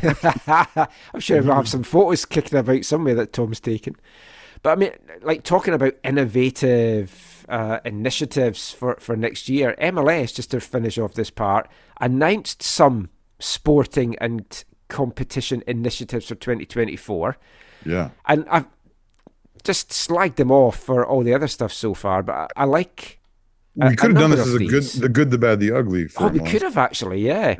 Like some of this is great, some of this not so much, but a lot of this has been piloted in MLS Next Pro, and basically the initiatives are prioritising player health and safety, and to evolve the game while upholding integrity of the competition. So under new competition initiatives, there's an off-field treatment rule, which is something that's long overdue, where teams have more time to ascertain how injured a player is. So if a player has a suspected injury and remains on the ground for more than 15 seconds, the referee will now stop play and bring the medical crew onto the pitch to evaluate the player. When safe, the player will be removed from the field and remain off the field for a minimum of 2 minutes for further assessment and treatment. Now, there's some exceptions like potential head injury, goalkeeper injuries, serious medical events, or a foul that's led to a red or yellow card. So the great thing about this is it's not rushing a decision on a player that might be more injured than the person thinks, and then you put him back on the pitch and something worse happens to them. But it is also going to take away the time-wasting element of players just going down and faking an injury, because they're going to have to be off the field for 2 minutes, so they're putting their team at a disadvantage right away. So is this the one that. too where you have to stay off if you get in a collision? You have to stay off till the other person goes back on, or is that Well, the later one? that is another one as well. That is the return to play equity. So that Right. if two of you are injured, one can't come on until the other one comes back on. So I like that as well. There's also a timed substitution rule where players have to exit the field within 10 seconds, and if they don't, the incoming player has to wait 60 seconds before he comes on. So I like that as well. That was put in place in MLS Next Pro, and it led to 99.7 of the substitutions being completed in 10 seconds or less. Of the 3,200. Yeah, that's huge. The next one is good. You'll like the next one. I love the next one. In-stadium VAR announcements. So we've seen it in the Under-20 World Cup and The Women's World the Cup. Under-17 as well. And the women had it. So you've got the referee making the announcements as to exactly what's happening. So everyone in the stadium knows what has gone on and why that decision has been made. So basically, we can all be inside Tim Ford's head. Why would you not want that? Oh man. And the last one in this, stoppage time clock. The clock will keep running past 90 now. Yeah. Which I love, because I used to have to end up timing things on my phone or my watch or something to see, okay, we know there's 5 minutes. We're desperate for an equalizer here. How long have They're we going to got? be, but they're also going to have to, I think, for the North American audience in particular, they're going to have to go out of their way to re-educate, remind people that it's a minimum of X amount of time added on, and the referee can stop things whenever. Yep, which I'm bad for doing when I'm doing the commentary. Right. I'm bad for not saying it's a minimum. I'm like, Yeah. 5 minutes on the board, and I'm not saying it's a minimum of 5 minutes. Because I know you're going to have some parts of, let's say, the States where it's going to be like they scored at, 20 seconds after the time, and the people are going to be losing their mind that they, the referees. So it's only Mexico that happens with. There was also some roster and budget guideline updates. Mm-hmm. Nothing very exciting there. Not very exciting, but help me understand this. Where's the one? Well, Okay. the Discovery list You get 7 shrunk, slots to shrunk. 5. I'd just get rid of that altogether. That's To be a totally dumb honest, thing, I yeah. hate that. The general allocation money. So Yeah. okay, for designated players transfer. So basically, you can use more of the money to buy more players now. Yeah, so if you transfer a DP, so we transferred Cordova, Right. so you'd get some money back as TAM or whatever, but now you can elect to receive a portion of the transfer fees as GAM. Right. Because before it used to be like a bunch of it had to go to infrastructure and other parts of the club, right? Yeah, well, before any transfer or a loan from a DP player, like not just from a normal sale, but just DPs alone, couldn't be assigned GAM. Right, So right. if you sold Ali Ahmed, he's not a DP player, so you could have the money back, you could allocate to GAM. So it's just for DPs. Okay. Again, just get rid of all this nonsense and just have money. It would just make things so much easier. The fourth DP rule, as indicated by Garber last week, not coming in. And folk were expecting then, and we talked about it in last week's show, you'd have 3 DPs and 3 under-22 initiative players. So that wasn't even put to the board to vote on. So that's not in place for 2024 It's yet? not in place. After So- saying what a great thing that was going to be. So now it's, what is it then? 3 DPs and 2? Or 3 under-22s and 2 DPs, depending on Right. where they are. And So 3 and 2 or 2 and 3. Okay. Yeah. So very disappointed in that as well. And the other one was a residency deadline. For a player to be considered a domestic player, residency has to have been established before the opening of the secondary transfer window. I don't know that that's going to affect too many things, but the general consensus is that the league is moving too slowly for some. And by some, you're looking at the likes of Miami, LAFC, Atlanta, the big spending teams. Mm-hmm. But it's also starting to annoy fans as well, who feel that the league is not growing as fast as it needs. And in the world game, when you've got the likes of Saudi that's bringing all these players in and throwing money about, you're stopping players coming here by having these restrictions. Yeah, I can't remember if we talked about it before, but I'm a little surprised that there's not the 4th DP. Whether that's with 2 or 3 young DPs, but I thought they would have gotten enough pressure from some of those bigger clubs, or Yeah. those big clubs would have been able to, let's say, whip the votes. But well, that's the problem, because you've got certain clubs that are going to be like, we're never spending that kind of money. We're just going to get left behind. So Yeah. no, we're not for this.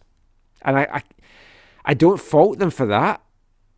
But at the same time, it does feel it's stunting the growth of the league when we're entering, as we've talked about, one of the most important times in North American football. Yeah, where things are getting crazy competitive, right? Especially with the Saudis. Yeah. But we'll see what the next week brings, because I don't think we were expecting so much drama this week. It's been a disappointing week for the league. It's got to be said, and let's just hope better things on the horizon. But that's it for our MLS chat. We're going to turn our attention to CPL in the next part, talking Vancouver FC and bringing you song number 8 in our festive 15. Hi, I'm Callum Irving, and you're listening to the AFTN Soccer Show.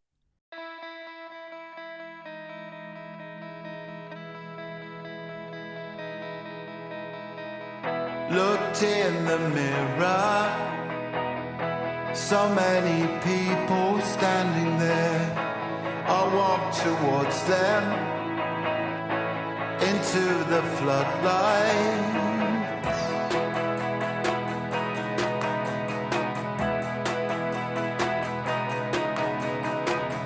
I heard no echo. There was distortion everywhere. I felt my ego. I felt Roberto standing there.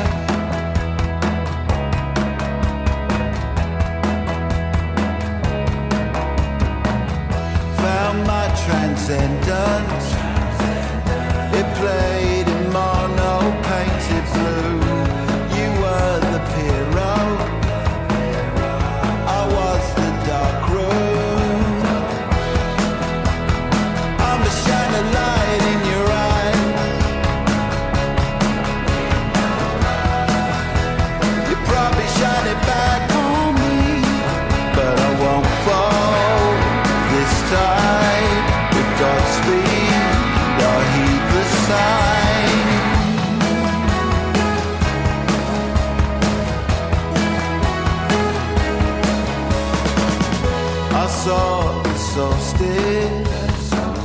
the service station on the road. I took the acid under the white horses. My heart it quicker. I could not tear myself away. Became addiction. If you see darkness, look away. I'm a shining light in your eyes. You probably shine it back on me, but I won't fall.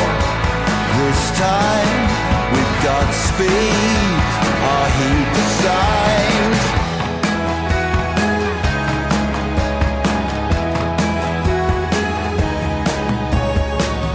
Oh, glorious world. Oh, potent wave, valleys gone wild. Connect us to love and keep us peaceful for a while. I'm a shining light in your eye.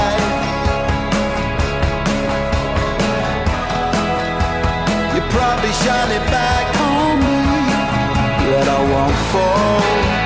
This time we've got speed. I heed the sign. I'm a shining light in your eye. You probably shine it back on me, but I won't fall. This time we've got speed. I heed the signs. I won't fall. This time we've got speed. I heed the signs.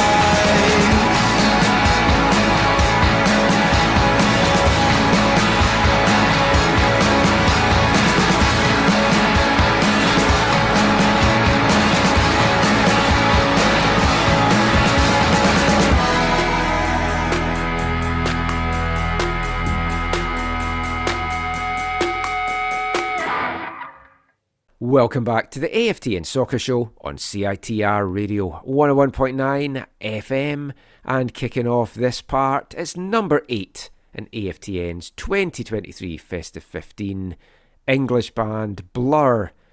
Their debut single, released from their 9th studio album, The Ballad of Darren, nothing to do with the head coach of TSS Rovers. It was released in May. The album was released in July. Blur's first album since 2015, that was The Narcissist. And great song, great album. And I was like, well, I'll go for that one, we'll go for another Blur song. And I don't just want to have people featuring once if there's 2 good songs for the year, but I went with this one because when I heard it, I was like, Blur are back, it's great to have them back. Really hope they come over here for a North American tour next year. It would be amazing to see them again. Have not seen them for many a year. But this whole album is fantastic. Highly, highly recommend it. So this part of the show, we're going to turn our attention to the CPL and Vancouver FC. Kind of a, not really a season review, because we did that at the end of the season. We talked about lots of the highs and lows. We'll recap a tiny bit, but we'll kind of look more ahead in this part, because it's been a few weeks since the end of Vancouver FC's inaugural season. There were highs. They got better in the second half of the season by a long way. They ended up finishing with 4 wins from their last 6 games, including 3 straight before losing their last game of the season. Some of the players really started to come on. They produced top players like TJ Daheed, young talent coming through. They didn't finish bottom, which I think a lot of folk had tipped them to do, and they were playing some really nice football in the end. So, I mean, that was a lot of the positives there. On the flip side, on the pitch, 1 win in their first 10 games kind of shaped their season and probably hurt them in a lot of ways with getting the excitement in. Because can you imagine 4 wins out of 6 to start the season, Zach? The excitement, the buzz that team would have had instead of 4 wins to end it. Then there was the lows, shipping 5 goals at home to Ottawa, then 6 to Pacific. But you had the other highs of beating Pacific twice as well to end the season. And in the next part, no, actually, in this part, we'll give some of our awards for like Game of the Year, and I'm sure at least one of those is going to feature in there for one of us. But how do you look back at it all now, Zach? It's been a few weeks, couple of months removed from the end of the season. You can maybe look at things a little bit fresher. We've had some chats since the season ended with management, with staff, with players. How are you looking back at Vancouver FC's 2023? Yeah, I mean, it was memorable. It was historic in some respects. It was fun. There's lots of it that I wouldn't change. I think, like everyone or like most people who support the club or are connected in one way, shape, or form, you just wish that more people were a part of it. And that's the challenge. I know it's a challenge you've always talked about that will always face, that they'll face from the get-go. You talked about those postseason conversations, and it seems like the stewards of the club have learned some good lessons in terms of the approach and things that did not work and things that should work or should work better. So there's, hope there. And then I think there's a lot of hope and a lot of optimism actually going into next year. I think what might be, because for better or for worse, and obviously in 2023 was more often than not for the worse, things are still at a stage and at a place where I think success on the field will help things, and that's not my favorite barometer, or not that you long for people to like want to be there because they love the club and they want to be a part of what's happening, and not just because the club's winning games or has player X or whatever. Which is always tough when you're starting something new. Totally. To get that excitement. But I think that this building of the squad will be better in the second year, and therefore those results and some of that excitement for what's happening on the pitch will be a little bit easier. And that's I know for the stewards of a club, that was one of the most frustrating parts of the first season, was that the squad build wasn't what it could have or should have been for some of the reasons we've talked about in the past that I won't rehash right now. But we won't rehash the off-pitch stuff with the stadium and things, because we've said a lot of that, and plans are, I don't know, in full flow, but there's hopes anyway that things could be better. I forgot to ask, did you see there was I don't know, I can't remember, I think it was an article in one of the local Langley newspapers about the budgeting from the township for things? No. Yeah. So the only thing that's in there for the stadium, and this is like not a guarantee or whatever, but it's like what some of their plans are. The only thing that's in there for the stadium is like 900. Is it? I think I'm going to mess up the number. I think it was $900,000 or $950,000 for a video scoreboard. Because that's a necessity. But nothing about roof or other stuff, because they're doing crazy things there, right? They're building like a whole other indoor facility and blah, blah, blah. There's all this stuff happening. Because when Cavalry's Champions Cup game was announced for Langford, some folk were speculating, why not have it in Willoughby? Because at least you don't have to get a ferry and stuff, and it's slightly easier to get to. And then folk were like, maybe they're doing the renovations, which I think is more wishful thinking. It's probably they just wanted a stadium that looked like a stadium and had a roof. I believe it's the Fraser Valley Current is the publication that published this article. Cost for Langley Soccer Campus skyrockets to $100 million. So there's all this other like indoor soccer and soccer stuff they're doing there, and it's gone up to $100 million. Anyways, $950,000 is what they've are looking at to add a LED video display. It says so. You assume that's a scoreboard. Yeah, that just blows my mind. And like, not in a good way. Priorities. Yeah. It's like, there was several times at the games that I went to when something would happen and you automatically look to the scoreboard because you're used to that at BC Place or wherever. But it's like, didn't spoil my enjoyment of the game. It's not something that's going to... I mean, it does enhance your enjoyment of the game if it's there. What would I rather have? A roof over my head for when it's pissing down, or a nice video? I'd rather have a roof over my head. Yeah, well, for you, I think it's more for the sunny days. It was worse, right? Well, yeah. I just won't go out in the sun, but that's just for previous skin cancer reasons and stuff. Not that it's... Plus, I don't do well in the heat, just in general, but that's just me. But there's other folk as well, because who wants to sit on bakingly hot seats either? It's like, it's been hot all day, I'm just going to sit down and burn my ass. You're meant to stand at the football anyways, Michael. Yeah, but young families don't. That's true. But no, and old men like me have to sit down every now and again. When you talk about looking back on the season, though, I'll add that, yeah, I mean, the best part of the year, which I've talked about on the show before, was just hanging out with old friends and making new friends. And I genuinely enjoyed the games I went to, and the atmosphere, and then met up with you and the guys after a few of them and had chats as well. And it was a nice experience. And I said to folk, like, when I went to my first game as well, and I tweeted the things, I was like, get out, it's a nice atmosphere here. It's good, you've got the grassy bit if you want to sit there as well. It's a unique kind of view. You can, I mean, hopefully they'll have more tickets sold next year, but you can move around the stadium and find exactly where you want to watch the game from as well. Totally. And yeah, it was like, I really enjoyed getting out to those games. I thought it was a good atmosphere, and I want to support all the clubs. They're all playing in different divisions. If they're playing against each other, then that's different. You'll have your priorities. I want the Whitecaps to succeed. I want Vancouver FC to succeed. I want TSS to succeed.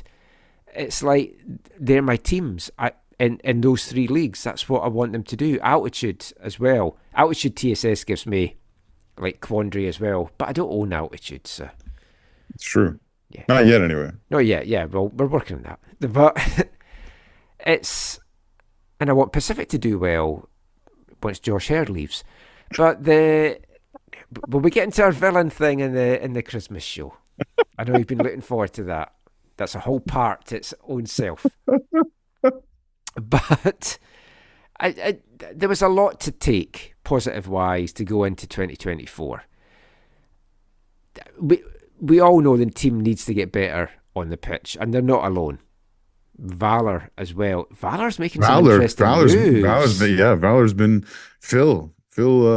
It's great to see that Phil is not seeing his time end at Valor prior to his contract ending. Yes. I'm happy about that. I think that's probably a financial reality for the non-profit organization or whatever it is that runs Valor. But no, yeah, the three new signings and one re-signing, right? Well, yeah, like one of the new ones, Roberto Alarcon, 25, Spaniard, had been let go by Cavalry, and I'd heard murmurs he was coming here. Yeah, I heard that VFC. too.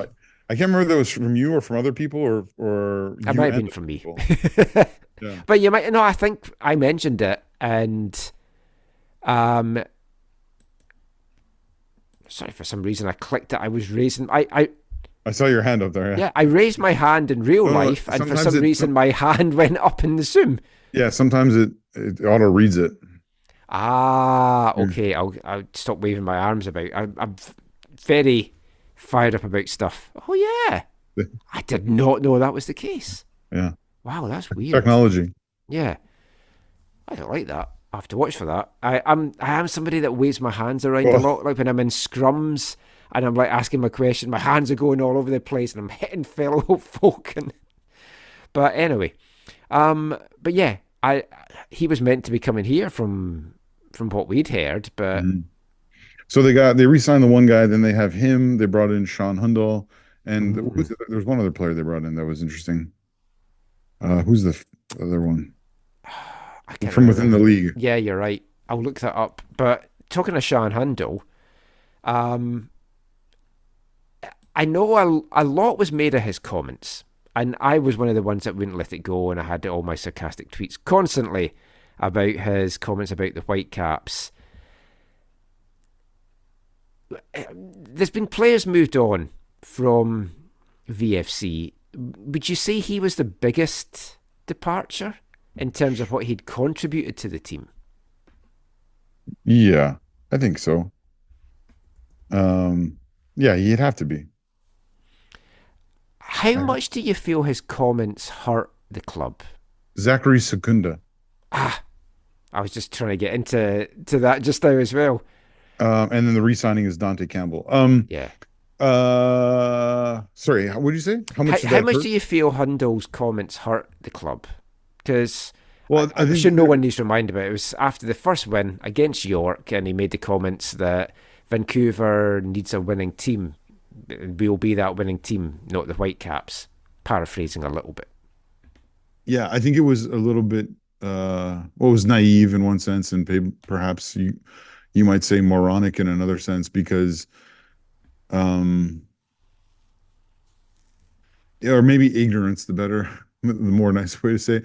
Because, yeah, I mean, there's no like if the dive hadn't happened against York and Vancouver FC had been playing the Whitecaps in the Voyageurs Cup, and he had said that, it still probably wouldn't have been wise, but at least it would have been like, hey, they're playing in the Voyageurs Cup. Oh, yeah. It's like you're stoking that rivalry. Yeah, exactly. You get it. But when you're not going to play each other for a minimum of 1 year, it was not helpful. I mean, the league, I know, in talking to, I won't name people, but I know I told you this, there's some people from the league who are like, it was not helpful, except for the fact that you saw all these people from around the country come to not defend his comments, but to, when Whitecaps fans began to take the piss out of the comments and the CPL in general, you saw this backlash from because then Julian Gressel was right. Picking my words carefully, ambushed by Har, I think we can say, because Julian was not happy that his comment was taken a little bit out of context as well. So you saw these people around the country kind of come to the defense of the CPL, maybe not VFC specifically, but the CPL and the quality of it in general. And so that was helpful, but in the local community, it was not helpful, right? Because there's a little bit of a dance, right, Michael? And you know this, you've seen this, right? Some people, and you and I have talked about this, just you and I, there's some people who I think then took that comment and said like, oh yeah, now I'll never support them. Yeah. And it was just an excuse because they were never going to support Vancouver FC anyways. Yeah. Right. For any other of a number of legitimate reasons. Yeah. Right. Because they've got their own club. They just want that one club. Not everyone wastes their whole life watching football like me. Exactly. So yeah, I don't think it was helpful. Again, I think it was naive. In case anyone was wondering or whatever, obviously the VFC comms people and the VFC people in general were not happy about it. Yeah. It was not helpful for them. It created significant issues. For them. I felt so, like, especially for Caitlin, just coming into the role and right away, a couple of games into the season, you've got this. Yeah. And so, but I mean, Sean has a swagger and Sean has a way of going about things. And you saw it in his initial comments from when he signed with Valor saying, oh, I play really well against my former clubs. It was just like, okay. Oh, he's going to be so up for that. He's going to be up for it. Curious what reaction he'll get, though. Yes. Because obviously he's etched his name in history as scoring the club's first ever goal. Yeah, there's mixed. We've had some discussions.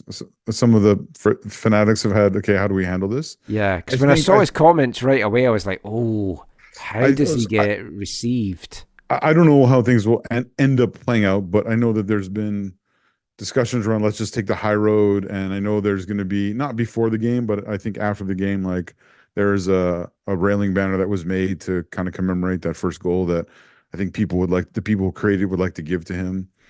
It's a good job because you were quite adamant you didn't want to have the tradition of we're going to sing a song in this minute for him. That's good that you didn't go with that. Yeah, no. He also, again, and not obviously I didn't talk about this more at the time because I didn't want to say anything that too negative about the players, about our own players. at the time. But he always was even when he was here, was someone who wasn't super approachable and wasn't super like into going maybe like totally deeper into the fan community or whatever. Like he did stuff. Don't get me wrong. Like it wasn't like he like never did anything and was like disrespectful to fans. Nothing like that. But he didn't go like that. No, maybe but an the extra players mile. also have something in their contract that they have to do a set amount of hours a week. Sure. Stuff like Right. that. I'm just talking like after games, Yeah. Michael. In Oh, terms okay, of right. seeming like engaged with what's going on post-match celebration, that kind of stuff. He was never like he would never be the first one over.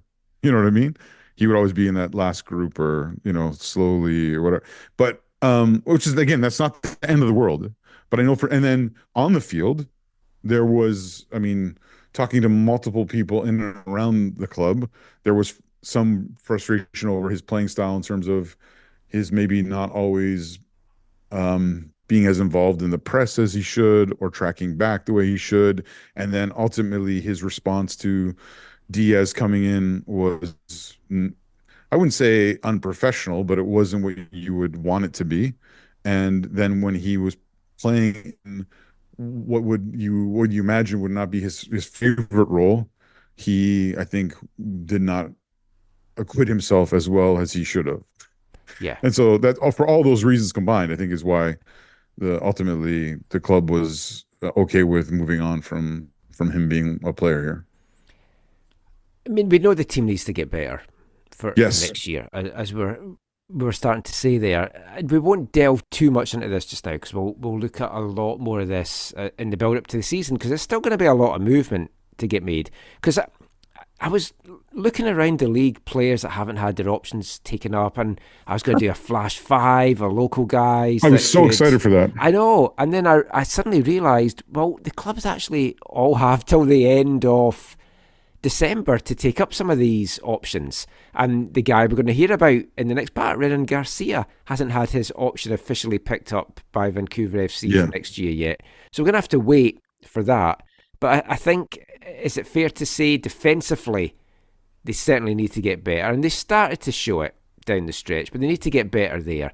5 clean sheets in the year, which I was actually surprised it was that many, to be honest, when I looked at it. It felt less. But they need to improve defensively. They need to improve in middle of the park. But there's some good. If they get Garcia back, if they get Fry back, there's a lot to build on there.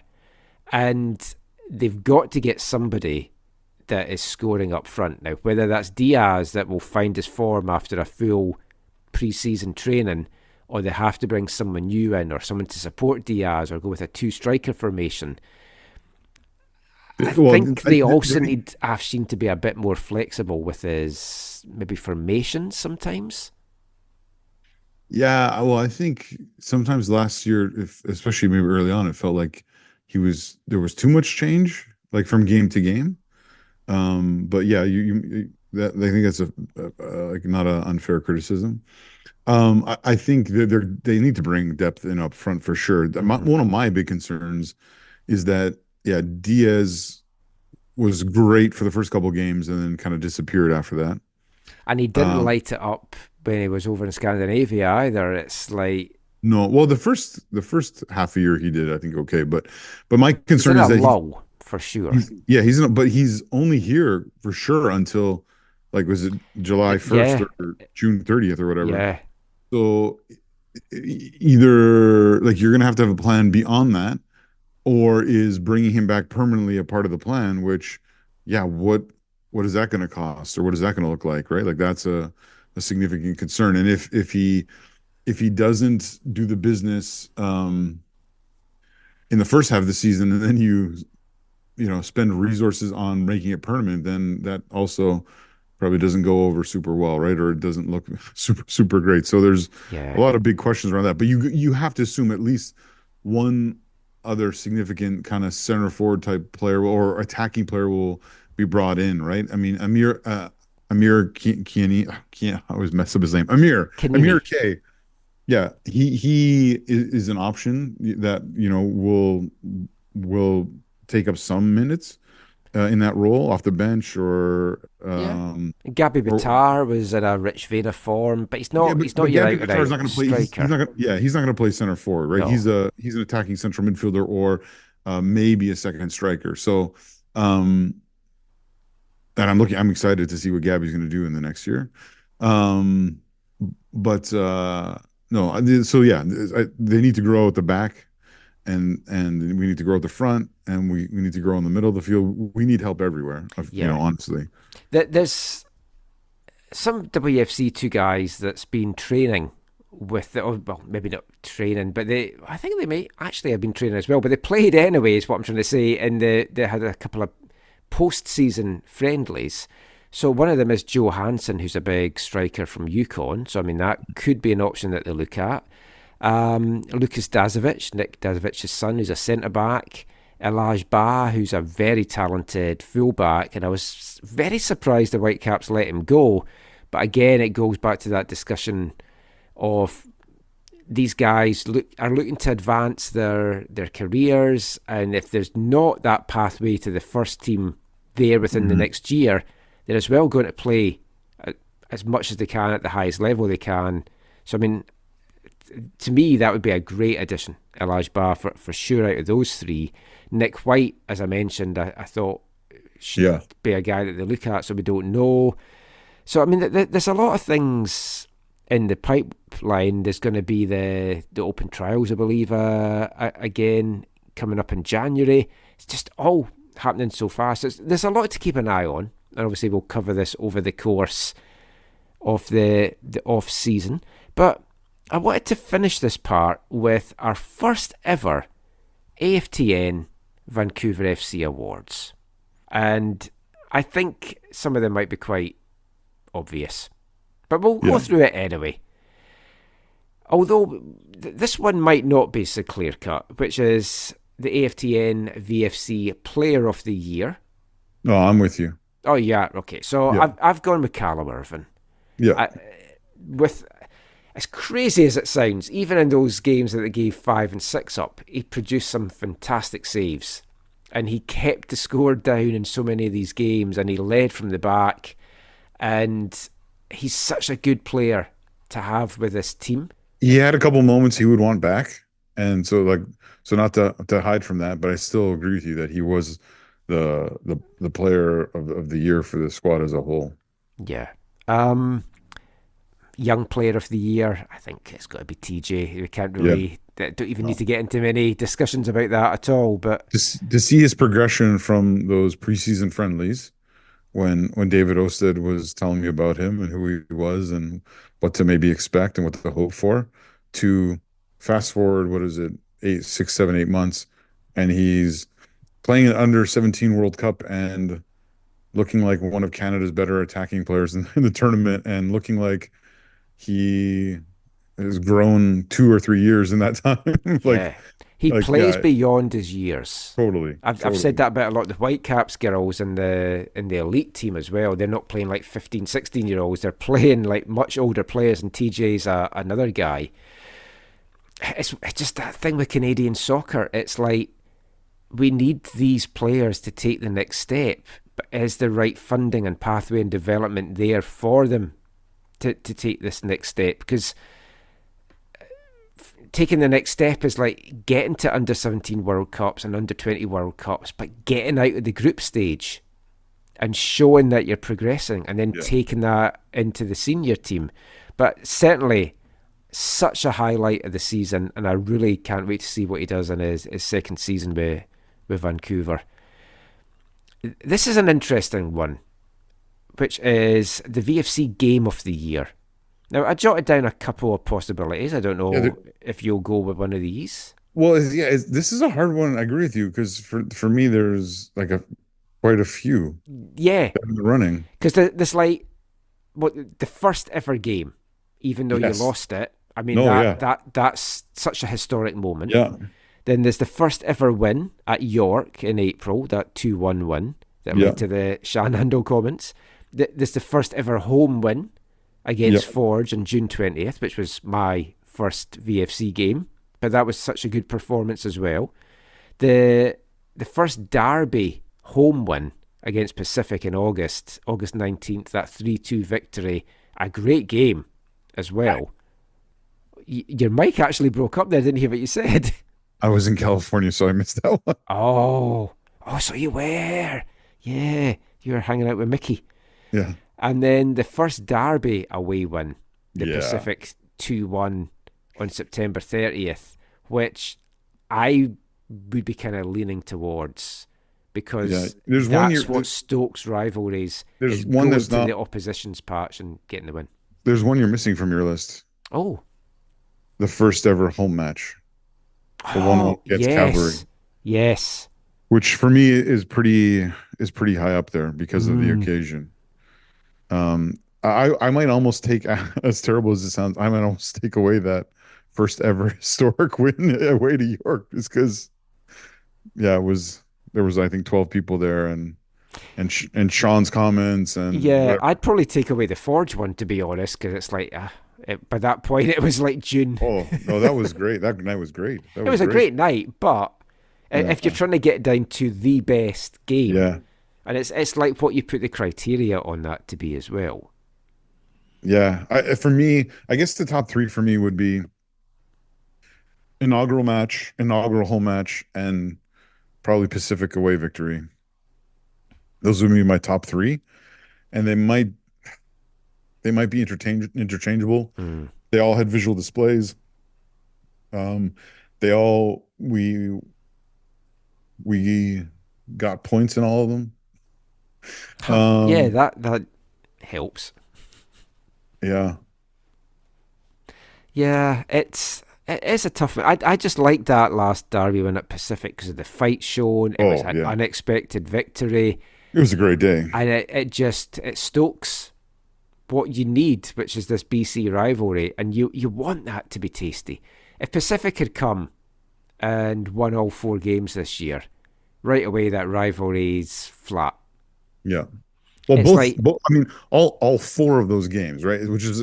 That's a lot of games when you're playing a team 4 times. But all 4 of them were like huge, and they were different, and they were special in their own ways.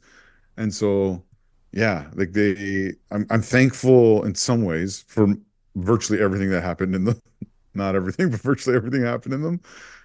But both those away days they were amazing away days, and those home games, even though one of them was a horrific loss.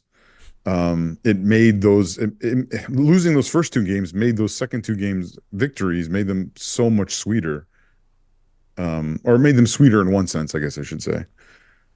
Yeah. I don't know. Those are my top 3: the 2 Pacific aways and the inaugural home game. It's tough, as is like for Whitecaps. We obviously do goal of the year and save of the year. Yeah. There's some awards you're missing here. I'll help you though. Well, the save of the year.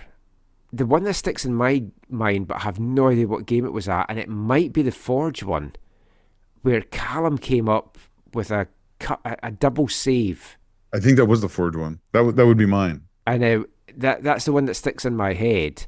Yeah. Goal of the year, the only one I can really think of. Did you not watch Garcia's rocket? They put in top 5 goals on YouTube or on social media. You should go look at that. They had 5 goals. Because when I was thinking, goal of the year, I was like, that's not too bad. I won't have many to pick from. It's like, you know what, for me, goal of the year is actually, I think they're number 2 in their list, is outside of the left foot Vasco Fry winner away to Pacific on the 30th. Yes, that was a nice one. I'd actually forgotten about that.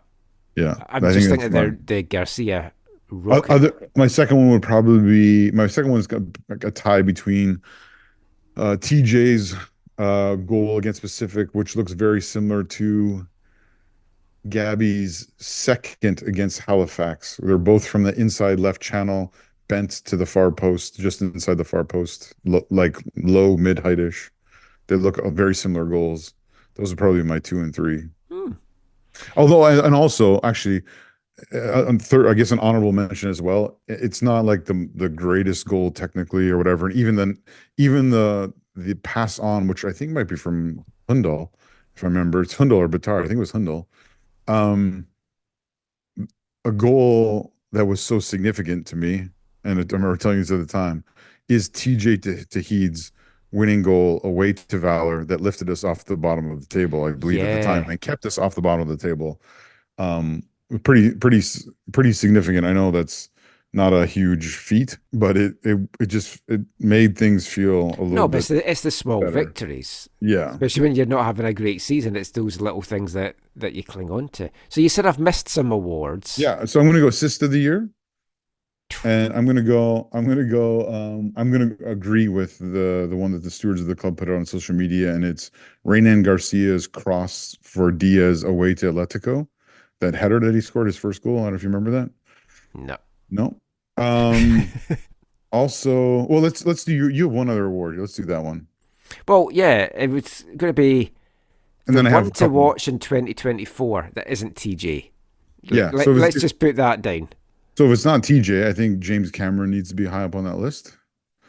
I'm going to go out on a limb here.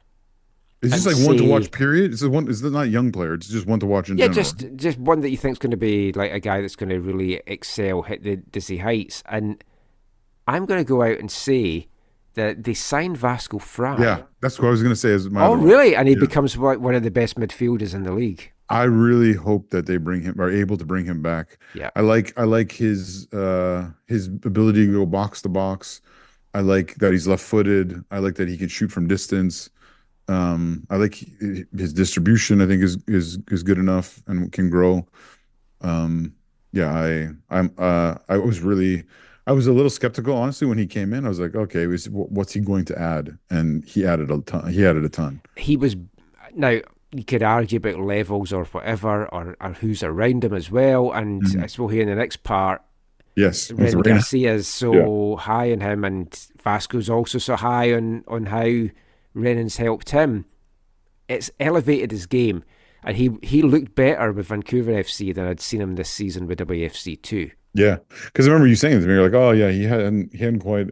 Yeah, lived had a good expectation, first season, but he didn't hit the heights I was hoping for from him. And he's out of Sometimes you just contract. need a new environment.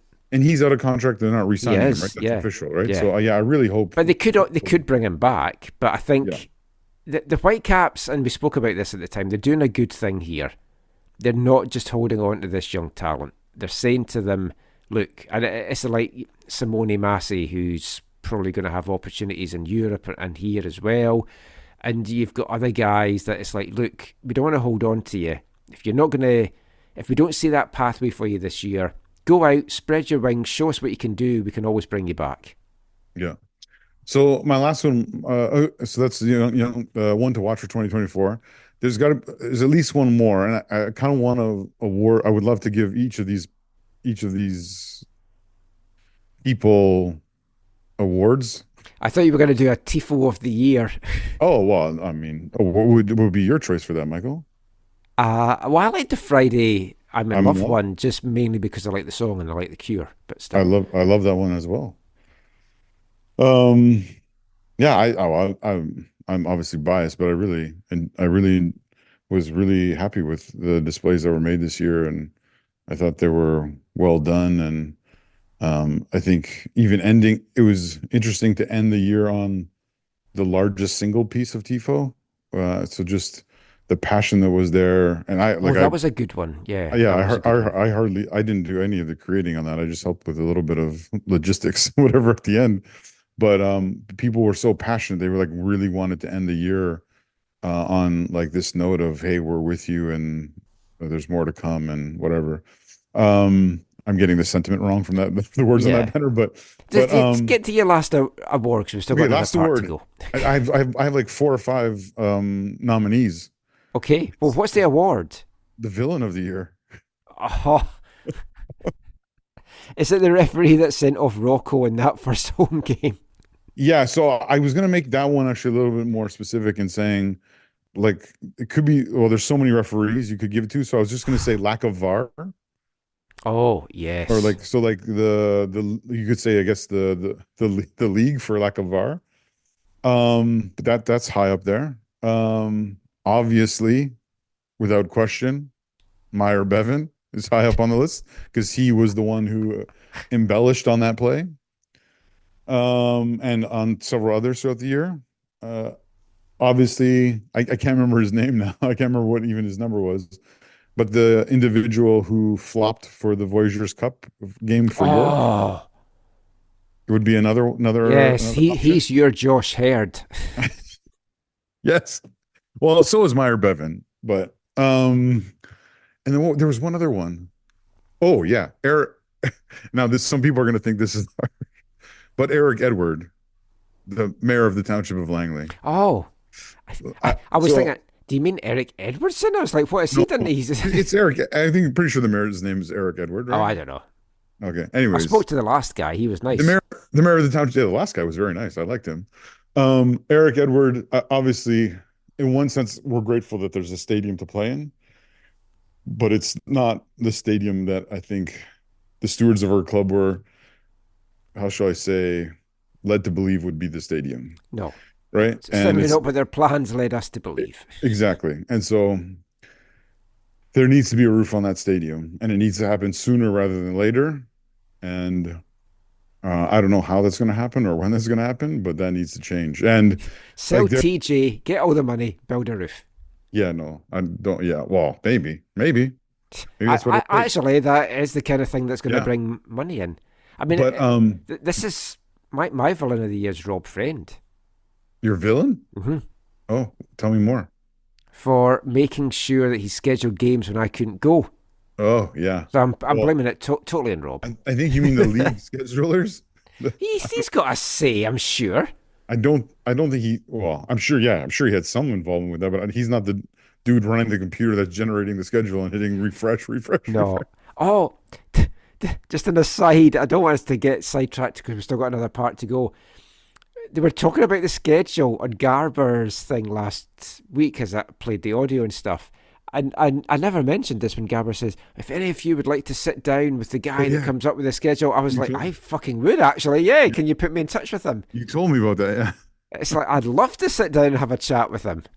Yeah. And then he just brings out a monkey at a typewriter. I knew you were. I knew you were going to say that. I was going to say, why didn't you tweet your meme of the monkeys and the typewriter? Caitlin says I'm too predictable in my jokes. I don't know what she means. That's not necessarily a bad thing, although for you occasionally it is. But yeah, anything else to end up on this on VFC? We're going to continue some VFC chat in the next part. But well, I think, like you said, there's reason to be hopeful for the next season, and all those people who found it meaningful or found it to be their club or their club for CPL. That's nice to. Yeah, to have I seen guess my hope is that those people will continue to press into being involved and inviting others in and progressing things and moving things forward. And same with all the stewards of the club, all the people who work for the club, to that they'll have a productive and awesome off season. From the player recruitment to I know there's new kits coming for the year, to scheduling, to all the game day stuff. That they'll have good. That they'll have a good refreshment in the off season. They'll be able to recharge their batteries, as I know some of them are doing right now. But then also that as they get back at it, that they'll be able to put in all the hard work to continue to help things move forward. And Michael, everyone would love everything to be like instant. We live in an instant gratification culture. If this is a slow build and it takes 2 or 3 years to like fill the stadium with people who are passionate about the club, I can live with that. As long as there is progression and things are moving in the right direction and the right approach is being taken, all that kind of stuff. And I think that's how many of the people who I hang out with kind of feel as well.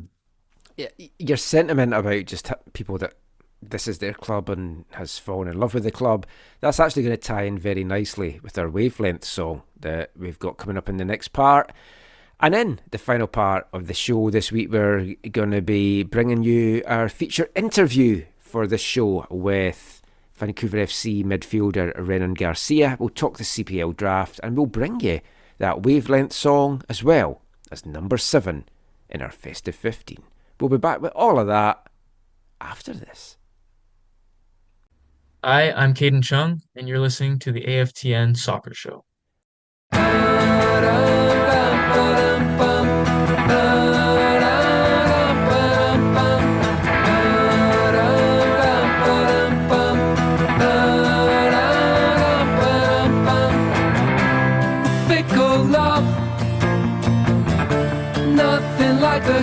above. It don't add up. I went and told the doctor of love, and he sent me to the priest, who told me to get down on my knees, but I'm in too deep. There's quicksand on the battlefield, a love supreme, lasting like the gold medal dream. There was me and awesome you, hosting in a heavenly zoo. Just a look, a glance, it's better than the closest of dances. A love so short with me, even if the picture's obscured, even if the picture's obscured.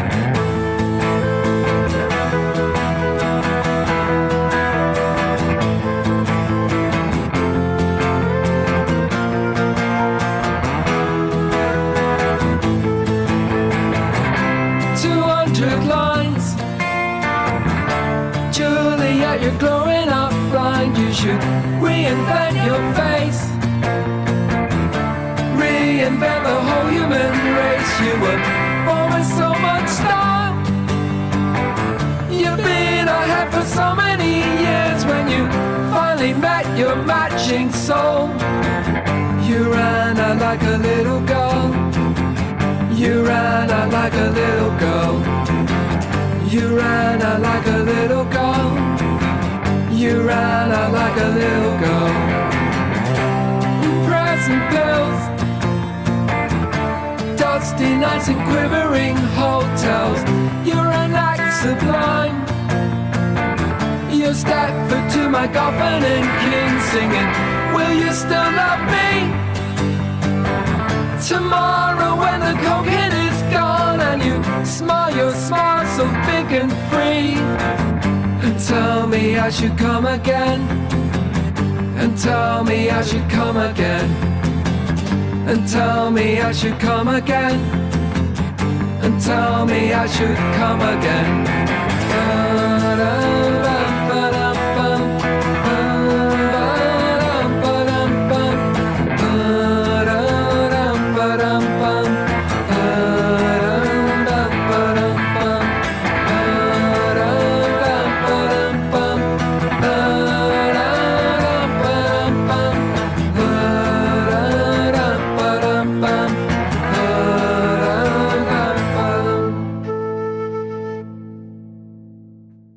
Welcome back to the AFTN Soccer Show on CITR Radio 101.9 FM. And kicking off this part is number 7 in AFTN's Festive 15 for 2023 from Glasgow, Scotland. Belle and Sebastian, a song from their January album Late Developers. That was Juliet Naked. Great song and a great return to form by Belle and Sebastian on that album. Really enjoyed that album. It's really back to some of their good early stuff. This part of the show, we're going to continue the CPL chat, we're going to continue the VFC chat, and we're going to bring you our feature interview for this episode. There's a surprising signing for Vancouver FC in the summer. It certainly raised eyebrows as they added a 37-year-old Brazilian midfielder, Renan Garcia. 13 appearances, 1 goal over the course of the season, and really was a spark to VFC down the stretch. Such a big bolster to their midfield. We got a chance to sit down and chat with Renan a couple of weeks ago just about how he feels about how the season went and looking ahead to 2024. So go stick the kettle on, grab your biscuit of choice and listen to our chat with Renan Garcia. Renan, you've only had a short 3 months here so far. How did you find your first experience in the Canadian Premier League? Yes, when I arrived here in the half of season, no? To arrive with like Mikael, Diaz, Vasco, we changed like half team, and we every day we train, we work hard. we have shortly time to improve a lot, and we need to give our best for the end. And of course, we want to stay in the. We try to make the playoff. We try until the final. We fight a lot, but we miss like maybe 9 points to go. But I'm happy about the group, about our team, because we improve a lot in half season, short space, and we grow a lot. But I believe next season should be very good, and I, I'm sure the honor with the AFTN, with the whole staff, we make one strong team, strong group for make beautiful things in the next season. You've played all around the world. I think from looking at it, this is the 7th country that you've played in overall. Yeah, I think yeah. How did this move come about? What attracted you to Canada and in particular to Vancouver? Yes, I never was before here in North America. When I stay in Brazil, I speak with everybody now, and I would like to come here, North America. I know now Canada, we have like this is the season, yes, Yes. and have too much things to to grow. I believe with the guys about football, everything. And Vancouver is we have the first season, of course, this year. And about challenge, and when I have this chance to come, I say yes the first time because we have big challenge with the club. First season, it's not easy, but second year should be everything is different. We hope, but I'm very excited to play in this culture again. This first four months for me was very good. I improved a lot. I learn with the guys. They learn with me. We stay together every day. We work hard. But for me, it's a great experience in North America. We have too much to improve, how I say. And for the next season, we need to talk. But I'm excited to stay here. And we finish now with the trainings until the final of this month, and we see what happens for the next month. I think when they signed you, people were surprised, partly because it's a young league and you're one of the older players, which I don't think is a bad thing, because I'm way older than you. But also, you hadn't played a lot in the last couple of years. Did you find it quite easy, though, just to get back into the swing of things? Because it looked, if anyone watched you play, they would not have known that you hadn't played many games over the last few years. Did you find it quite easy to get back to playing again? Firstly, maybe the some people don't accept this because, of course, I'm 37 years old, but you believe in me, I work hard every day. When I stay holidays, like now when I stay in Brazil, I take 2, 3 days rest and I start to work again every day. And that's why I'm here now. And because physically, if you keep your body work every time and your mind stay 100%, I believe the age just numbers, no? If you have 20 years or 37, 36, doesn't matter, in my opinion.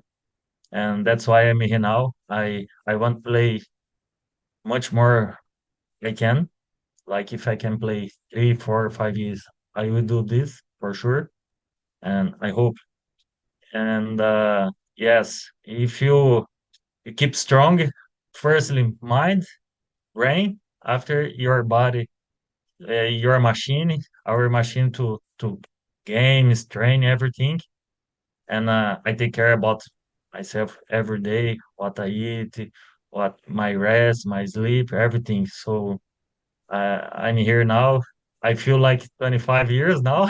I tell it the guys always, Yeah. but this is nice. I like to challenge my body, myself, and work hard in the gym, the field, everything. I think this is connection, no? One mix. We need mix this, and that's why I play until now, and I hope I play much more seasons. Uh, you've played in Brazil, Spain, Portugal, Romania, Italy, and the UAE at top Yes. clubs, top leagues in your career. How have you found the level, the quality of football in the CPL compared to those other leagues that you've played in? Look, I'm not surprised because I follow a little bit. I try even when I stay in Brazil, I try to follow the league, the football, no? And before when I have the option to come here and we start see the games, players, I think it's very good level for me, in my opinion, very good level. And now every year the league come more strong. I talk with the guys, they speak this year was much more strong than last season. And of course, I don't see any game for last season, but what I see now here when I play against these 4 months is was strong. Is the like the level is high. You see the first four teams stay in the close, no? And we stay down also is close. But I believe next season for sure this was more strong, more league about players. We hope the players come strong players, very good players. Like I speak about Becker for Forge is 33 now, 32. But like experience about players, very good play. I like him, and we hope stay many players. This mix like combine okay, great experience with youth players. Like we have TJ, 16 years old. I have his place in Brazil before. We know this. I try to help every day with the words when we speak after they train, before the training. And but for me it's very good level. Cool. What did you make of Vancouver Football Club? It's a new club. It's very much in a building phase. So what would you say are the positives that you feel that the club and the supporters can take out of season number one? For me, I believe what I love was the like our owner Rob, everybody here, they talk about we need to build the club to take title, to be champions. And this is the first thing for me. The club, the Vancouver FC, don't stay here just to play the league. You want to improve. Like this is the target is playoff. For a little bit you don't stay, but for next season, of course, when you want stay big, you need to think big, you know? And for sure you need to think about take champion next season, playoff step by step, of course. But your dreams, you need to take positive and take big team. So we have big challenge next season, of course. But the club is ready to make big team, big group to how I say to take this try to make the playoff and go to the champions. And we see this every day by day. And I love this club. I love the club, the people who work here, everybody, staff. We see they are together, work hard. It's not easy for the club first season. You build new team to play one strong league like here. But I believe for next season, everything should be more easy. About now we have the experience to next year for everybody. And about the team, I'm sure the staff and on they take care and make it the big team to have big target in front of us. Cool. It's good to hear that you get along so well and you appreciate the staff and the club so much. How have you found like life in general in Vancouver and in Canada? Yeah, I say good here because first time, but about everything, honestly, I like here Vancouver, Canada is about city. I don't need to talk. This beautiful place. We have everything, but I love this. I love winter. If for me, it doesn't matter. We speak when we stay, when we play, when we train. If it's rain, if you have sun, it's for everybody, for both teams. And the field, no skills. You know, you just need thinking your target in your job and do your best always. This is my opinion. I hope you like the rain because it's probably going to rain for about the next 4 months. I like, here is similar to Genoa, Italy. Rain like Ah. almost every day because it's the north part. But honestly, I like rain, especially when in training game, the ball, when you have like turf grass, no?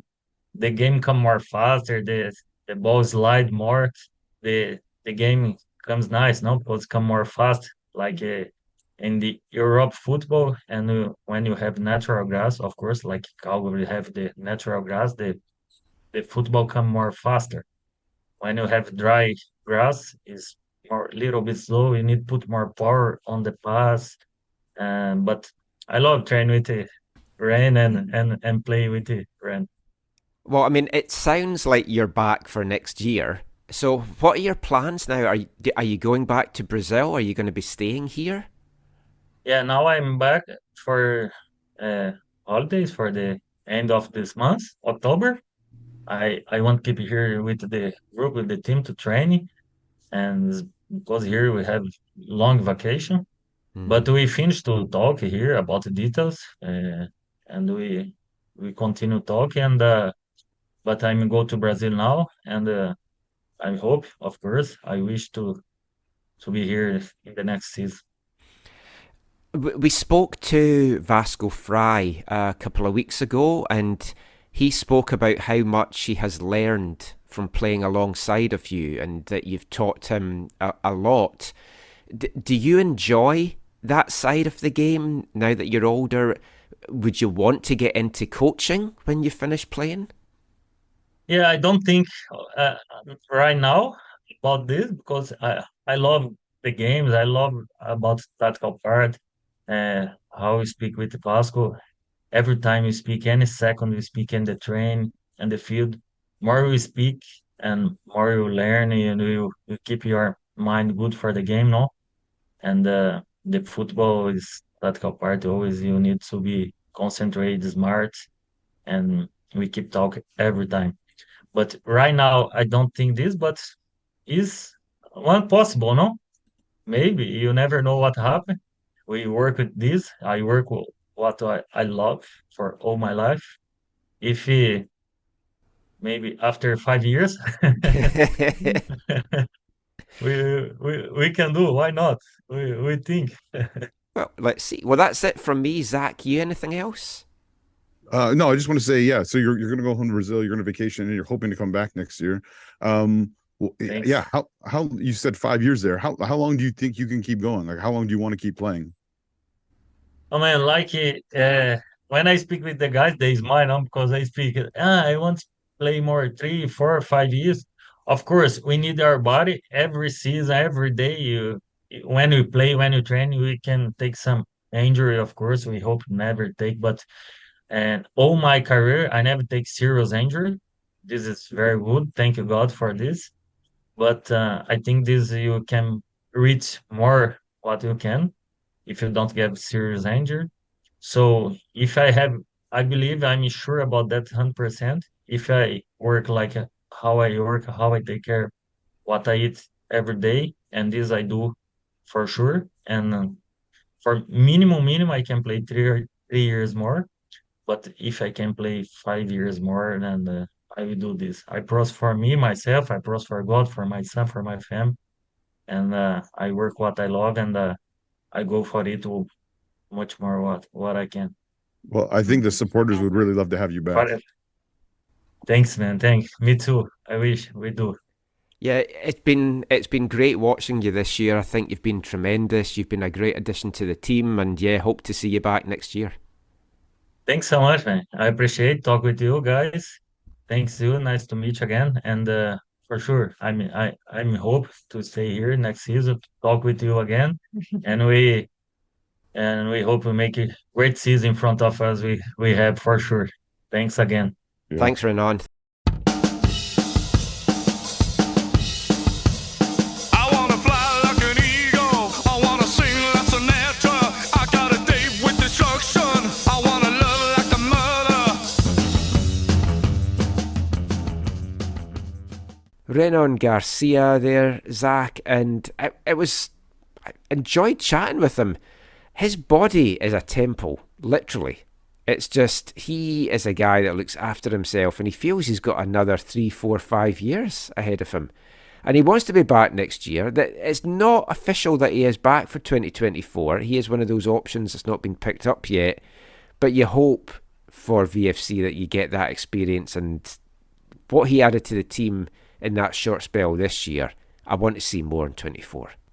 Yeah, I mean, totally. He was, when he came in, I had the concern. I'm like, oh, what is going on here? This is a 37-year-old player. What does this mean? Like, how long can he be here? And then you saw what he did. You saw how he brought calm and order and purpose to the midfield. You saw the impact he had on the locker room. I can't remember if it was Afshin who told us this, or maybe Rob Friend or someone talked about how when him and Diaz came in, these were the first two married guys in the locker room with children or whatever. And so their life and their lifestyle had a significant eye opener for the rest of the players, and their professionalism and really, really helped things a lot. And so I think his contributions go way beyond the pitch. And so I can't believe I'm saying it, but yeah, I hope that this is the 37-plus-year-old that they choose to bring back, because I think he can be a player who plays a significant role on and off the field for the club. Like he's the locker room leader that takes some of the weight off Callum's shoulders, who's felt that he's had to do a lot of this himself, and he's great for the young guys. Vasco Fry talked about just what he's done, and they've talked about players have seen him going to the gym early, arriving early, and they're like, oh, that's what it takes to be a pro. We're going to do this. It's exactly what they need, and I really, really hope that he's back for 2024. Same, yeah. Now, we don't know who is going to be back, what new additions is going to be, but two potential new additions came out of the CPL draft that took place this week. On Thursday, it was broadcast. It had been done before Thursday. It had been done on Tuesday night by a Zoom. What? Well, at least it allows them to edit any of the shenanigans that took place on that Zoom call. You never know what kind of practical jokes or, wardrobe mishaps or whatever might have happened. It all happens, I'm sure. Oh, like someone could have been celebrating their whatever, and things could have happened, like you were telling me about before. Oh yes, yeah. Don't wiggle in front of the camera in shorts. Yeah. If anyone knows what I'm talking about in there, it's tied in with a football song that was released for the Qatar World Cup. That's all I'll say. But anyway, back to this. It was a pretty uneventful draft, really. That there was the first trade in CPL draft history, which was just quite bizarre. But I haven't asked anyone. I know you and I talk about this. Does this trade have anything to do to tie in with the? It says future considerations. So is this the future considerations? Yeah, maybe it's future considerations. Can we play at your stadium in the Champions Cup? No, I'm sorry, but. No, but was it a part of the Mickey can't have? No, it doesn't seem to be. No, doesn't seem to be. Okay, no, does not seem to be at all. Totally separate, because we thought it was going to be that. Yeah. But there are two potential VFC players that they drafted in the first round, picked second overall, 19-year-old UBC Thunderbirds rookie midfielder forward Luke Norman, Whitecaps Academy alumni. He's been with the Whitecaps since 2017 in the U14s. All the way up to this summer, where he played in the championship-winning League One BC side. He did train with Vancouver FC in the pre-season, so they got a bit of a look at him there, and they kept an eye on him in the summer and in the college season with UBC. He's a guy I've seen a lot of. Actually, both the draft picks are guys I've seen a lot of over the last couple of years. This is a great pick. I love Luke Norman. He has the potential. When I spoke to Sebastian Jakowski, who set the all-time single-season scoring record for UBC and has had a stellar standout season in Canada West and for UBC, he spoke about how important Luke Norman was to him getting those goals. So he's a scorer, he's a creator, He got goals, he got assists this year, and he's really impressed me with the Whitecaps in League One. Really impressed me with UBC. A great addition, and selfishly, I want him just to come and then go back to UBC for the next season that's coming up. But he certainly has the potential to be one of those guys that decides not to go back to college and sticks with the team. If I'm honest, I'm just excited that you're excited. That gives me hope. Yeah. Yeah, that he'll be a player who could make a contribution. My hope was the two guys that VFC were going to pick were going to be Luke Norman and Brennan First. But Brennan First did not go at all. And it's baffling me as to how. Whether maybe Vancouver's had a word with him and said, look, we'd like to bring you into WFC2 or whatever. He is another great talent, Whitecaps alumni-wise as well. I'll be honest, the second round pick surprised me a little bit. But it makes sense. But I thought there was maybe other players that would get picked ahead of Thomas Powell. He's another midfielder. He's another guy I've seen a lot of. He's 22, so a little bit older. A little older, yeah. Trinity Western Spartans captain. Also Unity FC player. So they've got that tie-in. So the club's obviously watched a lot of him this year as well. I've seen him play for a couple of years as well with his brother Francis in VMSL. Does he play wide in midfield too? He can play wide. He can play a little bit more in the middle. He's a good winger. He is a great set piece taker. He's got one hell of a foot on him. Check out some of my Coquitlam Metro Ford videos, VFC fans, because there's a lot of Thomas Powell goals in there. I haven't couple of years. I haven't yet talked to Mike Sheeran about him, but if he was Mike Sheeran's captain, then yes, that says something. Like character-wise, great addition. Did you see the little video they made? Oh, no. They had Waterman at training or whatever to break the news to him, but they were like doing a thing and like Waterman's like talking to him and he's like, and I'm also here to tell you that you've been selected in the U Sports House. And he was kind of like, wait, what? He was kind of like, that's superb. See, this is another advantage of doing it early. You can get things like that set up before it gets announced. So I genuinely don't mind them doing that because it comes across as a lot more professional than sometimes the MLS one comes across, which is a little bit of a shit show at times. But it's two interesting additions, two guys that I know, so I'm happy for that because this is what I keep saying. I want local guys that I know that I can cheer on. So we've got two potential ones now here. The way it works, they have the rights now for 2 years. So it's not like in the past where Gabriel Batari gets picked 3 times and bounces about before he sticks. Right. So it's like Eric Lajeunesse, picked by Pacific last year. He's going to be going back to Pacific.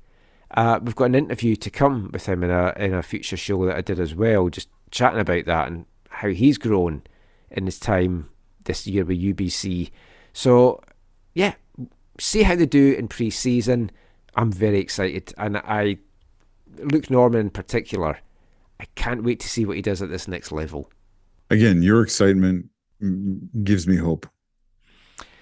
Last little bit of CPL thing just to quickly chat about. And it's not a little thing. Well, no, it's a big thing, but I'm just trying to wrap the show up. York United, Martin Nash extended, but the big news is they've got new owners and they're Mexican, so it's the second foreign ownership group now in the CPL.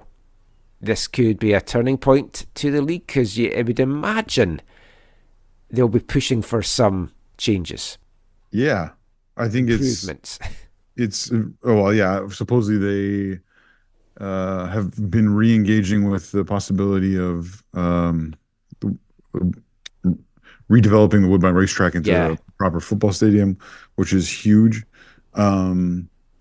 So that's one piece that's quite significant, quite important. And yeah, just to have owners there that seem like they have some football, right? There's some football people there, which I think is important. And I mean, the foreign part of it, I think in one sense for me personally is not ideal, although I'm not totally against foreign owners being involved in CPL. I think it's nice that this is not in Edmonton, and that they were able to find someone, and it looks like this someone will be able to contribute to the league in the short and long term. but they have a number of uphill challenges. I'm super excited for Martin Nash because I appreciate him like more than 2%. And pressure's certainly on him to deliver. Pressure's on, but I mean, bit, he made the play. I know it's a 5 out of 8 or whatever, but he made the playoffs last year, right? Yeah. So he, I think, yeah. Well, it goes back to what we say, but they've seen progress. Yes, it will be interesting to see what having actual owners will be able to do for them this season too, because I think they were held back a little bit last year, not as bad as Edmonton was, obviously, but it'll be interesting to see, what this enables them to do in terms of squad building. A lot to watch for. We'll have a lot more CPL chat in next year's shows. One thing just to throw out there, genuinely curious what people's reaction is to this. Now, obviously, our shows are getting longer and longer. It has been put to me as like, why don't you do shorter shows? I genuinely could put out a 2 to 3 hour show every day because there's just so much football to talk about that we want to talk about. So I've been trying to weigh up, do we want to have what we've got just now, which is an everything to everyone, and we'll talk Whitecaps, we'll talk MLS, we'll talk CPL, we'll talk Vancouver FC, which does make the shows long, or would you rather we bring out MLS specific episodes, CPL specific episodes, national team specific episodes? The downside of that, from my point of view, is it doesn't give a lot of bed-in time for the episodes. So sometimes you lose a lot of listeners because they're like, oh, there's another new episode. Oh, I'll skip this one. I'll listen to the next one. But then I don't know if people just want to listen to the MLS stuff more and the CPL ones would be lower anyway. If that came out as the latest episode, would they see that there had been one about MLS a few days before? So let us know your thoughts. If you're happy with how we're going, we're happy to continue that. I've got a few exciting ideas for next year on this podcast feed to bring out some other kind of non-AFTN Soccer Show things on it. Yes, finally it's my AFTN Dart Show that we're bringing out. No, got a few things. We'll talk about that in the New Year's show. That is it for this show. Aside from this episode's wavelength, and Zach had said something about Vancouver FC that fits very nicely with this. Whenever you start a new team, or whenever you've got a team, your dream is that it captures the minds, the imagination, the hearts of the supporters. That's something I've loved about TSS. It just kind of caught that lightning in a bottle moment, and you've seen the growth of it and what that club means to so many people. And I've loved to see that. I hope Vancouver FC does that for that section of the fan base here as well. And there is crossovers. You've got the Venn diagram that I love to talk about, Venn diagrams of all the 3 teams there and League One teams and stuff as well in amongst all that. But football, it's not just about the football, it's everything else that goes with it. And it's whether it's seeing your friends, it's the atmosphere, it's the chats, it's the just whatever you want it to be that makes you love football. So bringing you a song now from June last year from a band we've played before in the show, a Brighton band called the White Hawk Isolators. We actually played them on last year's Christmas special because I had a Christmas EP out. They've got a lot of stuff out. You can check it out, White Hawk Isolators on Bandcamp. So this is a song that was released in June last year, and it's called Not About the Football. It's not about the thrill of getting ready for the game. It's not about the people who seem to know my name. It's not about the smiles and laughter all around. It's not about the drinks you can take around the ground. It's not about the chant that starts inside the stand. It's not about the players who come to shake your hand. It's not about the theatre that we witness every week. It's not about the football, well, maybe just a bit.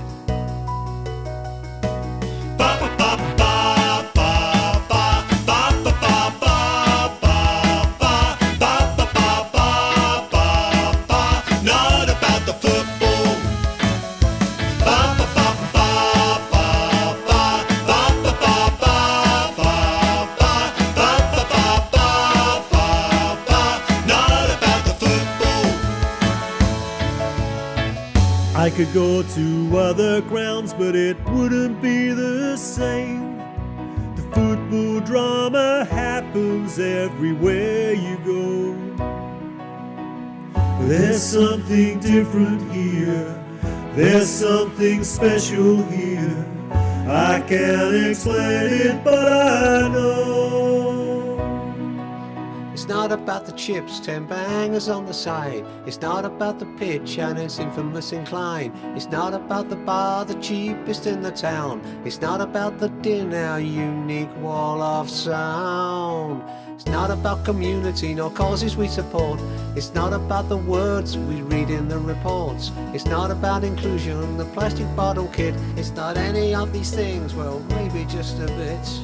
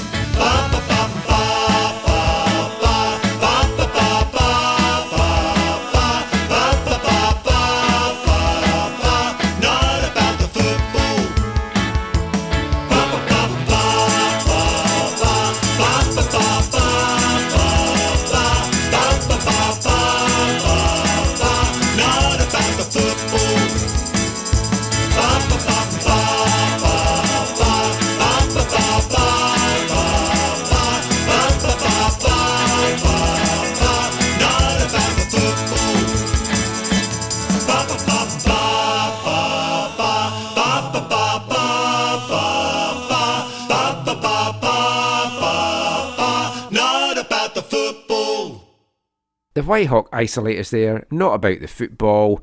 Whitehawk, incidentally, they're an Isthmian Premier League side, sitting 13th in the Isthmian Premier just now after getting promoted last year from just the outskirts of the Brighton area. It's a suburb of Brighton.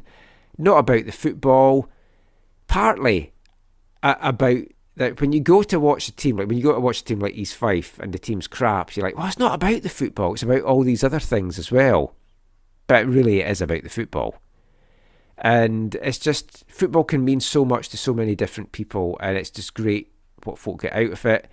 We love that you love us chatting about football enough to listen to our shows every week. Mm-hmm. And I genuinely mean that from the heart. It means a lot to us, because we would do these shows if no one was listening, because we just like talking about it.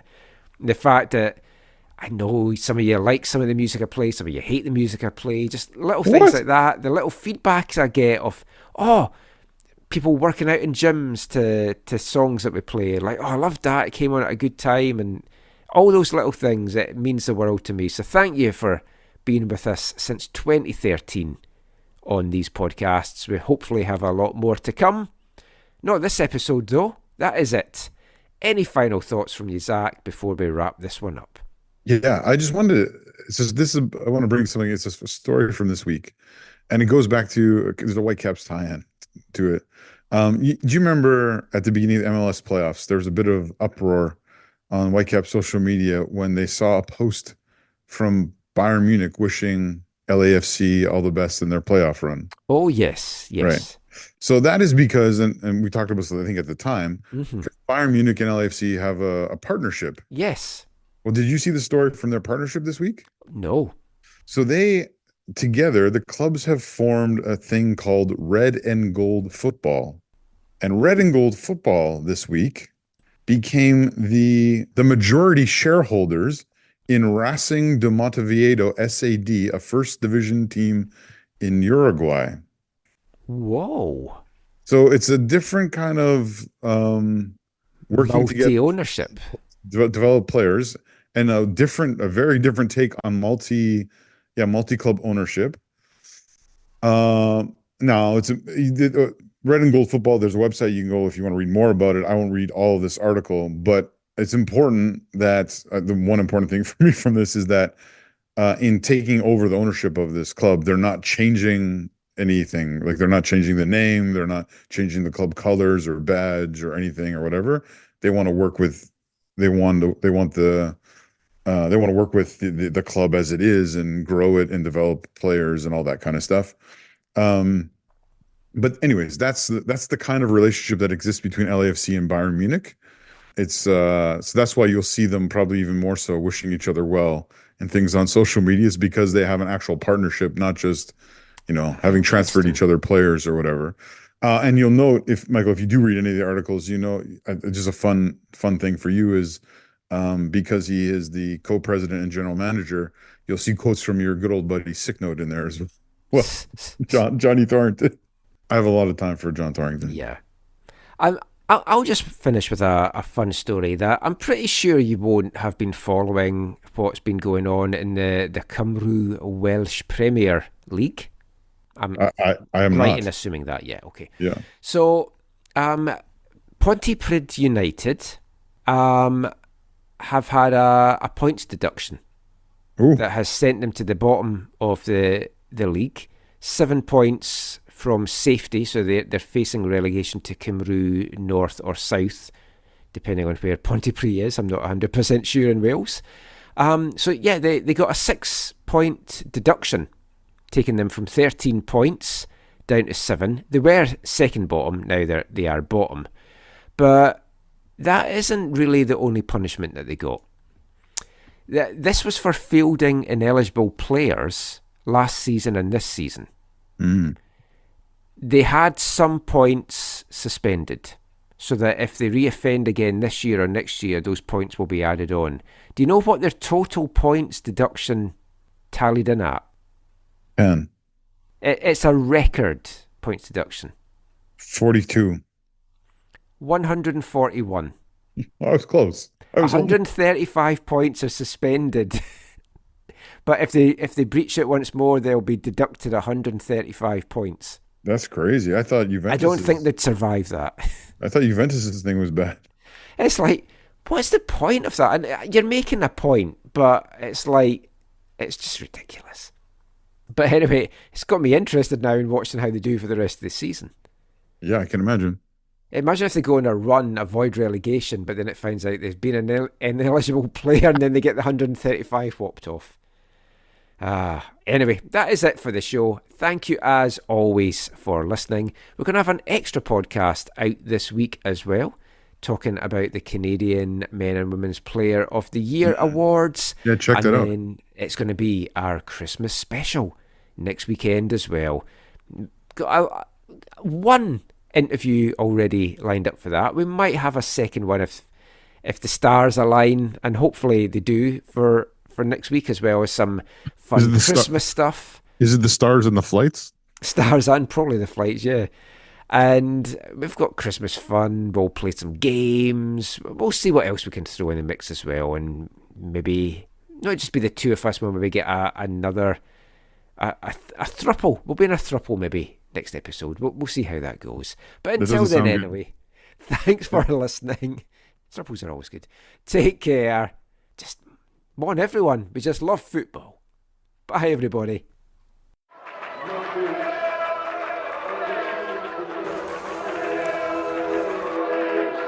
Going to your first match is an experience you never forget. The atmosphere of what's going on around the pitch looks beautiful, and you always look and go, wow, I'd love to play here one day. If you get the bug, it's going to stay with you for life.